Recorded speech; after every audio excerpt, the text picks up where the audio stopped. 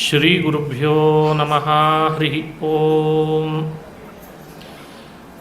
ಜನ್ಮಾದ್ಯಸ್ಯ ಯತೋನ್ಮಯಾದಿತರತಶ್ಚಾರ್ಥೇಷ್ವಭಿಜ್ಞಸ್ವರಾಟ್ ತೇನೇ ಬ್ರಹ್ಮಹೃದಾಯಾದಿಕವಯೇ ಮುಹ್ಯಂತಿ M ಸೂರಯಃ. ತೇಜೋ ವಾರಿಮೃದಾಂ ಯಥಾ ವಿನಿಮಯೋ ಯತ್ರ ತ್ರಿಸರ್ಗೋ ಮೃಷಾ ಧಾಮ್ನಾ ಸ್ವೇನ ಸದಾ ನಿರಸ್ತಕುಹಕಂ ಸತ್ಯಂ ಪರಂ ಧೀಮಹಿ. ಸೃಷ್ಟಿಸ್ಥಿತ್ಯಪ್ಯಯೇಹ ನಿಯತಿದೃಶಿತಮೋ ಬಂಧಮೋಕ್ಷಾಶ್ಚ ಯಸ್ಮಾತ್ ಅಸ್ಯ ಶ್ರೀ ಬ್ರಹ್ಮರುದ್ರಪ್ರಭೃತಿಸುರನರದ್ವೀಷ ಶತ್ರುವಾತ್ಮಕಸ್ಯ ವಿಷ್ಣೋರ್ವ್ಯಸ್ತಾಃ ಸಮಸ್ತಾಃ ಸಕಲಗುಣನಿಧಿಃ ಸರ್ವದೋಷವ್ಯಪೇತಃ ಪೂರ್ಣಾನಂದೋ ವ್ಯಯೋ ಯೋ ಗುರುರಪಿ ಪರಮಃ ಚಿಂತಯೇತಂ ಮಹಾಂತಂ. ನಾರಾಯಣಂ ನಮಸ್ಕೃತ್ಯ ನರಂ ಚೈವ ನರೋತ್ತಮಂ ದೇವೀಂ ಸರಸ್ವತೀಂ ವ್ಯಾಸಂ ತತೋ ಜಯಮುದೀರಯೇತ್. ಯಂ ಪ್ರವ್ರಜन्तಮನುಪೇತಮಪೇತಕೃತ್ಯಂ ದ್ವೈಪಾಯನೋ ವಿರಹಕಾತರಾಜುಹಾವ. ಪುತ್ರೇತಿ ತನ್ಮಯತಯಾ ತರವೋಪಿ ನೇದುಃ ತಂ ಸರ್ವಭೂತಹೃದಯಂ ಮುನಿಮಾನತೋಸ್ಮಿ. ಅಭ್ರಮಂ ಭಂಗರಹಿತಂ ಅಜಡಂ ವಿಮಲಂ ಸದಾ ಆನಂದತೀರ್ಥಮತುಳಂ ಭಜೆ ತಾಪತ್ರಯಾಪಹಂ. ಮೂಕೋಪಿ ಯತ್ಪ್ರಸಾದೇನ ಮುಕುಂದಶಯನಾಯತೆ ರಾಜರಾಜಾಯತೆ ರಿಕ್ತೋ ರಾಘವೇಂದ್ರಂ ತಮಾಶ್ರಯೇ. ಆಪಾದಮೌಲಿಪರ್ಯಂತಂ ಗುರುಣಾಮಾಕೃತಿಂ ಸ್ಮರೇತ್ ತೇನ ವಿಘ್ನಾಃ ಪ್ರಣಶ್ಯಂತಿ ಸಿದ್ಧ್ಯಂತಿ ಚ ಮನೋರಥಾಃ. ಸ್ವಸ್ತ್ಯಸ್ತು ಅಶೇಷಸತಾಂ ಸನ್ಮಂಗಲಾನಿ ಭವಂತು. ಶ್ರೀಹರಿವಾಯು ಗುರುಗಳ ಚರಣಾರವಿಂದಗಳಲ್ಲಿ ಭಕ್ತಿಪೂರ್ವಕ ಪ್ರಣಾಮಗಳನ್ನು ಅರ್ಪಿಸಿ, ಪುರುಷೋತ್ತಮ ಮಾಸದ ಪರ್ವಕಾಲದಲ್ಲಿ ಶ್ರೀಮದ್ ಭಾಗವತದ ದಶಮಸ್ಕಂಧ ಉಪನ್ಯಾಸವನ್ನು ಮಂತ್ರಾಲಯ ಪ್ರಭುಗಳ ಸನ್ನಿಧಾನ ಹಾಗೂ ವ್ಯಾಸತತ್ವಜ್ಞ ತೀರ್ಥರ ಸನ್ನಿಧಾನ ತುಂಗಭದ್ರಾ ನದಿ ತೀರದ ಪಾವನ ತಟದಲ್ಲಿ 3 ದಿನಗಳ ಕಾಲ ಮಾಡ್ತಾ ಇದ್ದೇನೆ. ನಿರ್ವಿಘ್ನವಾಗಿ ಜ್ಞಾನಯಜ್ಞ ಪರಿಸಮಾಪ್ತಿಯಾಗಲಿ ಅಂತ ವಿಘ್ನೇಶ್ವರನನ್ನು ಪ್ರಾರ್ಥನೆ ಮಾಡ್ತೇನೆ. ಭಾಗವತ ಶುಕಮುನಿಗಳು ಪರೀಕ್ಷಿದ್ರಾಜನಿಗೆ ಹೇಳಿದಂಥ ಅಪೂರ್ವವಾದ ಅಮೃತ ತುಲ್ಯ ಕೃತಿ. ಭಾಗವತ ಅಮೃತ ಅಂತ ಕರೆಯೋದು ಯಾಕೆ ಅಂದರೆ, ಬದುಕಿನಲ್ಲಿ ಮನುಷ್ಯ ಬೇರೆ ಬೇರೆ ರೀತಿ ಮರಣವನ್ನು ಹೊಂದುತ್ತಾನೆ. ಮರಣ ಅಂದರೆ ಬರೀ ದೇಹ ಬಿಡೋದಷ್ಟೇ ಅಲ್ಲ, ಕೆಲವೊಮ್ಮೆ ಬದುಕಿದ್ರೂ ಮೃತರಾದ ಹಾಗಿರ್ತೇವೆ ನಾವೆಲ್ಲ. ಅದಕ್ಕೆ ಕಾರಣ ಬೇರೆ ಬೇರೆ ಒತ್ತಡಗಳು. ಕೆಲವರಿಗೆ ಕೌಟುಂಬಿಕ ಒತ್ತಡ, ಕೆಲವರಿಗೆ ಸಾಮಾಜಿಕ, ಕೆಲವರಿಗೆ ಆಫೀಸ್ನಲ್ಲಿ ಇನ್ನೇನೋ ಬೇರೆ ಬೇರೆ ಬಾಸ್ಗಳ ಒತ್ತಡ. ಅಂತೂ ಬದುಕಿನುದ್ದಕ್ಕೂ ಒಬ್ಬರಲ್ಲ ಒಬ್ಬರು ಒಂದಲ್ಲ ಒಂದು ರೀತಿ ಒತ್ತಡಕ್ಕೆ ಒಳಗಾಗಿ ಬದುಕಿದ್ರೂ ಕೂಡ ಮೃತರಾದ ಹಾಗಿರ್ತೇವೆ. ಆ ರೀತಿ ಮೃತರಾದವರಿಗೆ ಕಲಿಯುಗದ ಸಜ್ಜನರನ್ನು ಉದ್ದೇಶಿಸಿ ವ್ಯಾಸರು ಶ್ರೀಮದ್ ಭಾಗವತಾಮೃತವನ್ನು ರಚನೆ ಮಾಡಿದ್ರಂತೆ.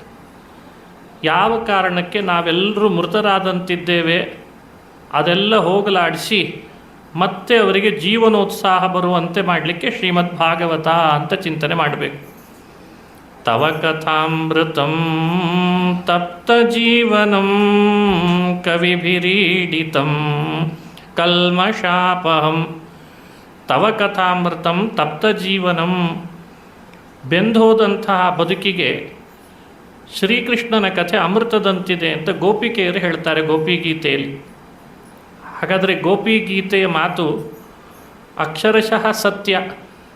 ನಮ್ಮ ಬದುಕಿನಲ್ಲಿ ನಾವು ಬೆಂದು ಹೋಗಿದ್ದೇವೆ ಎಂದಾಗ ಅದನ್ನು ಪರಿಹರಿಸಿ ಮತ್ತೆ ಉತ್ಸಾಹ ಬರಬೇಕಾದ್ರೆ ಭಾಗವತ ಕಥಾಮೃತ, ಅದರಲ್ಲಿಯೂ ಕೃಷ್ಣ ಕಥಾಮೃತವನ್ನು ಪಾನ ಮಾಡ್ತಾ ಬರಬೇಕು. ಒಂದಲ್ಲ ಒಂದು ರೀತಿಯಿಂದ ಕೃಷ್ಣನ ಕಥೆ ನಮ್ಮ ಸಮಸ್ಯೆಗೆ ಅದು ಪರಿಹಾರವನ್ನು ತೋರಿಸ್ತದೆ ಅಂತಾರೆ. ಈ ನಿಟ್ಟಿನಲ್ಲಿ ಪರೀಕ್ಷಿತ್ ರಾಜ ಕೃಷ್ಣನ ಕಥೆ ವಿಸ್ತಾರ ಹೇಳ್ರಿ ಎಂದದ್ದಕ್ಕೆ ಶುಕಮುನಿಗಳು ವಿಸ್ತಾರವಾಗಿ ಕೃಷ್ಣ ಚರಿತ್ರೆಯನ್ನು ಹೇಳ್ತಾ ಬರ್ತಾರೆ. ಭಾಗವತದ 12 ಸ್ಕಂಧಗಳಲ್ಲಿ 10ನೇ ಸ್ಕಂದ ಭಾಳ ವಿಸ್ತಾರ. ಆ 10ನೇ ಸ್ಕಂದ ವಿಸ್ತಾರ ಆಗಲಿಕ್ಕೆ ಕಾರಣ ಏನು ಅಂದರೆ ಕೃಷ್ಣನ ಕಥೆ ಭಾಳ ವಿಸ್ತಾರ ಆದ್ದರಿಂದ 10ನೇ ಸ್ಕಂಧ ವಿಸ್ತಾರ ಆಯ್ತಂತೆ. 2 ಸ್ಕಂಧಗಳು ಭಾಗವತದಲ್ಲಿ ಬಹಳ ಮುಖ್ಯ. ಒಂದು 7, ಇನ್ನೊಂದು 10. 7 ಪ್ರಹ್ಲಾದನ ಕಥೆ. ಪ್ರಹ್ಲಾದರಾಜರೇ ಮಂತ್ರಾಲಯ ಪ್ರಭುಗಳು. ಅವರ ಮಹಿಮೆ ಭಕ್ತರಿಗೆಲ್ಲ ಸ್ಫೂರ್ತಿ ಆದ್ದರಿಂದ ಅದು ವಿಸ್ತಾರ ಆಯಿತು. ಇನ್ನೊಂದು ಭಗವಂತ ಕೃಷ್ಣನ ಕಥೆ. ಅವನು ಭಗವಂತ ಆದ್ದರಿಂದಲೇ ಅದು ಕಥೆ ವಿಸ್ತಾರ ಆಯಿತು. ಹಾಗಾಗಿ 7 ಮತ್ತು 10 ಭಾಗವತದಲ್ಲಿ ಬಹಳ ಮುಖ್ಯ ಅಂತ ಹೇಳ್ತಾರೆ ಹಿರಿಯರು. ಈಗ 10ನೇ ಸ್ಕಂಧದ ಕಥೆಯನ್ನು ಚಿಂತನೆ ಮಾಡ್ತಾ ಬರೋಣ. ಕೃಷ್ಣಾವತಾರದ ಪೂರ್ವದಲ್ಲಿ ಏನೆಲ್ಲ ಆಗಿತ್ತು ಅಂತ ವರ್ಣನೆ ಮಾಡ್ತಾರೆ. ಭೂಮಿಗೆ ಭಾಳ ಭಾರ ಆಯಿತು ಅಂತ. ಭೂಮಿಗೆ ಯಾಕೆ ಭಾರ ಆಯಿತು? ಒಮ್ಮೆ ದೇವಾಸುರರು ಯುದ್ಧ ಆಯ್ತಂತ. ಆ ಯುದ್ಧದಲ್ಲಿ ದೇವತೆಗಳೆಲ್ಲ ದಾನವರನ್ನು ಚೆನ್ನಾಗೇ ಥಳಿಸಿದ್ದಾರೆ. ಹೊಡೆದ್ರು, ಬಡಿದ್ರು, ಸೋಲಿಸಿದ್ರು, ಕೈ ಮುರಿದ್ರು, ಕಾಲು ಮುರಿದ್ರು. ಹೀಗೆಲ್ಲ ಮಾಡಿದಾಗ ಏನು ಅನ್ನಿಸ್ಬೇಡ ದೈತ್ಯರಿಗೆ, ದೇವತೆಗಳ ಮೇಲೆ ಸಿಟ್ಟು ಬಂತು, ಸೇಡು ತೀರಿಸ್ಕೊಳ್ಬೇಕು ಅಂತ ಅನ್ನಿಸ್ತಂತೆ. ಆ ಎಲ್ಲ ದಾನವರು ಸೇಡು ತೀರಿಸ್ಕೊಳ್ಳಿಕ್ಕೆ ನಾವು ಯುದ್ಧಕ್ಕೆ ಹೋದರೆ ದೇವತೆಗಳು ಎಲ್ಲ ವಿಷ್ಣುವಿನ ಸಹಾಯ ಪಡ್ಕೋತಾರೆ, ವಾಯುದೇವನ ಸಹಾಯ ಪಡ್ಕೊಳ್ತಾರೆ. ಹಾಗಾಗಿ ದೇವತೆಗಳಿಗೆ ಗೆಲುವು ಬಂದೇ ಬರ್ತದೆ. ನಾವು ದೇವತೆಗಳ ಜೊತೆ ಯುದ್ಧ ಮಾಡಿದಾಗೆಲ್ಲ ಇದೇ ಸಮಸ್ಯೆ. ಹಾಗಾಗಿ ಈಗ ನಾವು ದೇವತೆಗಳನ್ನು ನೇರವಾಗಿ ಯುದ್ಧ ಮಾಡಿ ಸೋಲಿಸ್ತೇವೆ ಅಂತ ಹೋಗೋದು ಬೇಡ ಅಂದ್ರಂತ. ಹಾಗಾದರೆ ಏನು ಮಾಡಬೇಕು? ಭೂಮಿಯಲ್ಲಿ ಹುಟ್ಟಿ ಬರೋಣ. ಭೂಮಿಯಲ್ಲಿ ಹುಟ್ಟಿದಾಗ ಅಲ್ಲಲ್ಲಿ ರಾಜಕುಮಾರರ ಮಕ್ಕಳಾದರೆ ನಾವೇ ಮುಂದೆ ರಾಜರಾಗ್ತೀವಿ. ಪ್ರಜೆಗಳೆಲ್ಲ ನಮ್ಮ ಅಧೀನ ಬರ್ತಾರೆ. ಅಲ್ಲಿ ಅಧರ್ಮ ನಡೀಲಿಕ್ಕೆ ಪ್ರಾರಂಭ ಆಗ್ತದೆ. ಅಧರ್ಮ ಹೆಚ್ಚೆಚ್ಚಾದಾಗ ದೇವತೆಗಳೇನಾದರೂ ಭೂಮಿಗೆ ಒಂದು ವೇಳೆ ಬಂದರೆ ಶಕ್ತಿ ಜಾಸ್ತಿ ನಮ್ಮದೇ ಇರ್ತದೆ ವರಬಲದಿಂದ ಅಂತ ಅವ್ರನ್ನ ಕೊಲ್ಲಿಕ್ಕೋ ಸೋಲಿಸ್ಲಿಕ್ಕೋ ಬರ್ತದೆ ಅಂತ ಉಪಾಯ ಮಾಡಿದ್ರಂತ. ಇದೆಲ್ಲ ಯೋಚನೆ ಮಾಡೇನೆ ದೇವಾಸುರ ಯುದ್ಧದಲ್ಲಿ ಯಾರೆಲ್ಲ ಸೋತಿದ್ರೋ ಅವರೆಲ್ಲ ಭೂಮಿಯಲ್ಲಿ ಹುಟ್ಟಿ ಬಂದ್ರಂತೆ. ಒಂದು ದೊಡ್ಡ ಸಭೆ ಸೇರಿಸಿದ್ರು ಅವರು. ಮೇಲ್ಮನೆ ಮೀಟಿಂಗ್ ಅಂತ ಮಾಡ್ತಿರ್ತಾರಲ್ಲ, ಮೇಲ್ಮನೆ ಶಾಸಕರು ಬೇರೆ, ಕೆಳಮನೆ ಶಾಸಕರು ಬೇರೆ ಅಂತ. ಹಾಗೆ ಅಸುರರೆಲ್ಲ ಮೇಲ್ಮನೆ ಶಾಸಕರು. ಅವರಲ್ಲೇ ಒಂದು ಗುಂಪು ಕಟ್ಟಿಕೊಂಡು ಒಂದು ರಹಸ್ಯ ಸಭೆ ಸೇರಿ ಯಾವ್ಯಾವ ರಾಜಕುಮಾರರ ಮನೆಯಲ್ಲಿ ಯಾರ್ಯಾರು ಹುಟ್ಟಬೇಕು ಅಂತ ಮೊದಲೇ ಯೋಚನೆ ಮಾಡಿ ಹುಟ್ಟಿ ಬಂದುಬಿಟ್ರಂತೆ ದ್ವಾಪರದಲ್ಲಿ. ಸುಮ್ಮನೆ ಒಂದು ಸಾಮಾನ್ಯ ಪಟ್ಟಿ ಕೊಡ್ತದೆ ಪುರಾಣ. ಎಲ್ಲರದ್ದನ್ನು ಹೇಳಲ್ಲ, ಸ್ವಲ್ಪ ಕೆಲವರದ್ದನ್ನು, ತುಂಬ ಪ್ರತಿಷ್ಠಿತ ವ್ಯಕ್ತಿಗಳದ್ದೊಂದು ಪಟ್ಟಿ ಕೊಡ್ತದೆ. ದ್ವಾಪರದಲ್ಲಿ ಯಾರ್ಯಾರು ಎಲ್ಲೆಲ್ಲಿ ಹುಟ್ಟಿದ್ರು ಅಂತ. ಹಿಂದೆ ದೇವಾಸುರರ ಯುದ್ಧದೊಳಗೆ ಕಾಲನೇಮಿ ಅಂತ ಒಬ್ಬ ಅಸುರ, ನಿಮ್ಮೆಲ್ಲರೊಳಗೆ ದುಷ್ಟ ಕಾಮನೇನು ಹುಟ್ಟಿಸುವಂಥ ಅಸುರ. ದ್ವಾಪರ ಯುಗದೊಳಗೆ ಮಥುರಾ ಪಟ್ಟಣದಲ್ಲಿ ಆತ ಕಂಸ ಅಂತಾಗಿ ಹುಟ್ಟಿದ್ದಂತೆ. ಕಂಸ ಅಂತ ಅವನ ನಿಜವಾದ ಹೆಸರು ಕಾಲನೇಮಿ. ಆ ಕಾಲನೇಮಿ ತನ್ನ ಸಾಕು ತಾಯಿಯನ್ನಾಗಿ ಒಬ್ಬಳನ್ನು ಪಡೆದಿದ್ದ. ಅವಳಿಗೆ ಪೂತನ ಅಂತ ಹೆಸರು. ಕೇಳ್ತೇವೆ ಮುಂದೆಲ್ಲ ಅವಳ ಕಥೆಯನ್ನು. ಅವಳು ಯಾರು ಅಂದರೆ ರಾಮಾಯಣ ಕಾಲದ ರಾವಣನ ಬಹಳ ಬೇಕಾದವಳು ಅಂತಾಗಿದ್ಲು ತಾಟಕ. ಅವಳು ಹುಟ್ಟಿ ಬಂದ್ಲಂತೆ ಪೂತನೆ ಅಂತಾಗಿ. ಹಾಗಾಗಿ ಪೂತನೆ ತಾಟಕೆ ರಾಮಾಯಣ ಕಾಲದ ರಾಕ್ಷಸಿ. ಹಿಂದೆ ಇಂದ್ರಜಿತ್ ಅಂತಿದ್ದ. ಇಂದ್ರಜಿತ್ ಅಂದರೆ ರಾವಣನ ಮಗನಾಗಿದ್ದ. ಅವನೇ ಭೂಮಿಯಲ್ಲಿ ಹಸ್ತಿನಾವತಿಯಲ್ಲಿ ದುಶ್ಯಾಸನ ಅಂತಾಗಿ ಬಂದಿದ್ದಂತೆ. ದುಶ್ಯಾಸನ ಅಂದರೆ ಬೇರೆ ಅಲ್ಲ, ಇಂದ್ರಜಿತ್ ಅಂದರೆ ಬೇರೆ ಅಲ್ಲ. ಹಿಂದಿನ ರಾವಣ ಜರಾಸಂಧನ ಮನೆಯಲ್ಲಿ ಬೆಳವಣಿಗೆ ಪಡೆದ. ಅವನೇ ಶಿಶುಪಾಲ ಅಂತಾಗಿ ಬಂದ. ಹೀಗೆ ಶಿಶುಪಾಲದಂತೆ ಕುಂಭಕರ್ಣ ಅಂತಿದ್ದ ರಾವಣನ ಸಹೋದರ. ಅವನು ದಂತವಕ್ತರ ಅಂತಾಗಿ ದ್ವಾಪರದಲ್ಲಿ ಹುಟ್ಟಿ ಬಂದ. ಹೀಗೆ ಹಿಂದೆ ದೇವಾಸುರ ಯುದ್ಧದಲ್ಲಿ ದ್ವಾಪರ ಅನ್ನೋ ಹೆಸರಿನ ಒಬ್ಬ ಅಸುರ ಇದ್ದ. ಆ ದ್ವಾಪರನೇ ಭೂಮಿಯಲ್ಲಿ ಹುಟ್ಟುವಾಗ ಶಕುನಿ ಅಂತಾಗಿ ಹುಟ್ಟಿದ್ದಂತೆ ಗಾಂಧಾರ ದೇಶದಲ್ಲಿ. ಗಾಂಧಾರ ದೇಶ ಅಂದರೆ ಇವತ್ತು ಅದನ್ನು ಕಂದಹಾರ ಅಂತ ಕರೀತಾರೆ. ಅವನ ನಿಜವಾದ ಹೆಸರು ಶಕುನಿ, ದ್ವಾಪರ ಅನ್ನೋ ಹೆಸರಿನ ಅಸುರ. ಇನ್ನು ಅಮೃತ ಮಥನ ಮಾಡ್ತಾಯಿದ್ರು ದೇವದಾನವರು. ಆ ಮಥನ ಮಾಡುವಾಗ ಒಬ್ಬ ಹುಟ್ಟಿದ್ದಂತೆ ಕಲಿ ಹಾಗೂ ಅಲಕ್ಷ್ಮಿ, ಇಬ್ಬರು ಹುಟ್ಟಿದ್ದಾರೆ. ಆ ಕಲಿ ಮತ್ತು ಅಲಕ್ಷ್ಮಿ ಭೂಮಿಯಲ್ಲಿ ಬಂದ್ರಂತೆ. ಕಲಿನೇ ದುರ್ಯೋಧನ ಅಂತಾಗಿ ಹುಟ್ಟಿದ್ನಂತೆ. ಆ ಅಲಕ್ಷ್ಮಿ ಸಮುದ್ರ ಮಥನ ಮಾಡುವಾಗ ಬಂದವಳು, ಅವಳು ಭೂಮಿಯಲ್ಲಿ ಭಾನುಮತಿ ಅಂತಾಗಿ ಹುಟ್ಟಿದ್ಲಂತೆ. ಅವಳೇ ದುರ್ಯೋಧನ ಪತ್ನಿ ಅಂತ ಆಗ್ತಾಳೆ ಅಂತ ಹೇಳ್ತದೆ. ಹಿಂದೆ ದೇವಾಸುರ ಯುದ್ಧದಲ್ಲಿ ಒಬ್ಬ ವಿಪ್ರಚಿತ್ತಿ ಅಂತಿದ್ದ, ಭಾರೀ ಬಲಶಾಲಿ. ಅವನು ಭೂಮಿಯಲ್ಲಿ ಹುಟ್ಟಿ ಬಂದ ಬೃಹದ್ರಥನ ಮಗನಾಗಿ. ಅವನಿಗೆ ಮಗಧ ದೇಶದಲ್ಲಿ ಹುಟ್ಟಿದ್ದಕ್ಕೆ ಮಾಗಧ, ಬೃಹದ್ರಥನ ಮಗನಾದದ್ದಕ್ಕೆ ಬಾರ್ಹದ್ರಥ, ಜರಾ ರಾಕ್ಷಸಿಯಿಂದ ಬಂದದ್ದಕ್ಕೆ ಅವನನ್ನು ಜರಾಸಂಧ ಅಂತಂದ್ರಂತೆ. ಅವನು ವಿಪ್ರಚಿತ್ತಿ ಅನ್ನೋ ರಾಕ್ಷಸ ಅಂತ ವಿವರಣೆ ಕೊಡ್ತಾರೆ. ಇವತ್ತು ಪಾಟ್ಲಿಪುತ್ರ, ಬಿಹಾರದ ಪ್ರಾಂತ ಎಲ್ಲ ಮಹಾಭಾರತ ಕಾಲದಲ್ಲಿ ಮಗಧ ದೇಶ ಆಗಿತ್ತಂತೆ. ಬಿಹಾರ್ ಭಾರೀ ಬಲಶಾಲಿ ಜರಾಸಂಧ, 10,000 ಆನೆ ಬಲ ಇತ್ತಂತವನಿಗೆ, ಅಂಥ ರಾಕ್ಷಸ. ಹೀಗೆ ಬೃಹದ್ರಥನ ಮಗನಾಗಿ ಜರಾಸಂಧ, ಕಲಿನೇ ಭೂಮಿಯಲ್ಲಿ ಹಸ್ತಿನಾವತಿಯ ರಾಜಧಾನಿ ಹಸ್ತಿನಾವತಿ ನಂದಾಗಲಿ ಅಂತ ಧೃತರಾಷ್ಟ್ರನ ಮಗನಾಗಿ ದುರ್ಯೋಧನ, ಇಂದ್ರಜಿತ್ತೆ ದುಶ್ಯಾಸನ, ತಾಟಕೆನೆ ಪೂತನೆ. ಹಿಂದೆ ಮಧು ಮತ್ತು ಕೈಟಭ ಅಂತ ಇಬ್ಬರಿದ್ದರು. ಅವರೇ ಭೂಮಿಯಲ್ಲಿ ಹಂಸ ಡಿಬಿಕಾ ಅಂತಾಗಿ ಬಂದಿದ್ರಂತೆ. ಹಿಂದೆ ವಾತಾಪಿ ಇಲ್ವಲ ಅಂತ ಇಬ್ಬರು ರಾಕ್ಷಸರಿದ್ದರು ಹಿರಣ್ಯಕಶಿಪುವಿನ ಕಾಲದಲ್ಲಿ. ಅದರಲ್ಲಿ ಇಲ್ವಲ ಅನ್ನೋನು ವಿದರ್ಭ ದೇಶದಲ್ಲಿ ರುಗ್ಮಿಯಾಗಿ ಹುಟ್ಟಿದ್ನಂತೆ, ರುಗ್ಮಿಣಿಯ ಸಹೋದರ.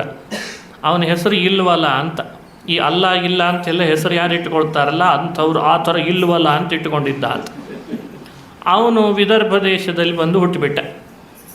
ಹೀಗೆ ಕೊಲ್ಹಾಪುರ ಅಂತ ಕೇಳ್ತೇವೆ ಇವತ್ತು, ಲಕ್ಷ್ಮೀ ಸನ್ನಿಧಾನ. ಅದು ಮೊದಲು ದ್ವಾಪರ ಯುಗದ ಕಾಲದಲ್ಲಿ ಶೃಗಾಲ ವಾಸುದೇವನ ಪರ್ಪುರ ಅಂತಾಗಿತ್ತಂತೆ. ಅಲ್ಲಿ ಹುಟ್ಟಿ ಬಂದವನು ಶೃಗಾಲ ಅಂತ. ಸಂಸ್ಕೃತದಲ್ಲಿ ಶೃಗಾಲ ಅಂದರೆ ನರಿ ಅಂತ ಅರ್ಥ. ಅದು ಅವನ ಹೆಸರು ಹೆಂಗಿಟ್ಟುಕೊಂಡಿದ್ದ, ತಪ್ಪಿಯೂ ದೇವರ ಹೆಸರಿಟ್ಟುಕೊಳ್ಬಾರ್ದು ಅಂತ ಅವನೊಬ್ಬ ರಾಕ್ಷಸ ಅಲ್ಲಿ ಹುಟ್ಟಿ ಬಂದುಬಿಟ್ಟ.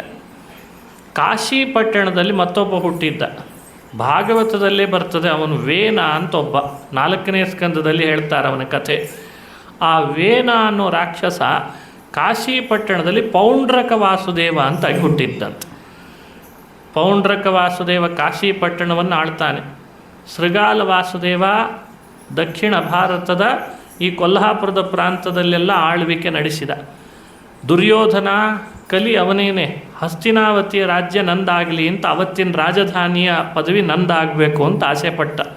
ದುಶ್ಯಾಸನ ಅವನಿಗೆ ಸಹೋದರನಾದ ಇಂದ್ರಜಿತ್. ಹಿರಣ್ಯಾಕ್ಷ ಹಿರಣ್ಯಕಶ್ಯಪುಗಳು ದಂತವಕ್ತ್ರ ಶಿಶುಪಾಲ ಅಂತಾಗಿ ಜರಾಸಂಧನಿಗೆ ಭಂಟರಾಗಿಬಿಟ್ರು. ಹಂಸ ಡಿಬಿಕರು ಅಂತ ಅವರು ಜರಾಸಂಧನ ಭಂಟರಾದರು.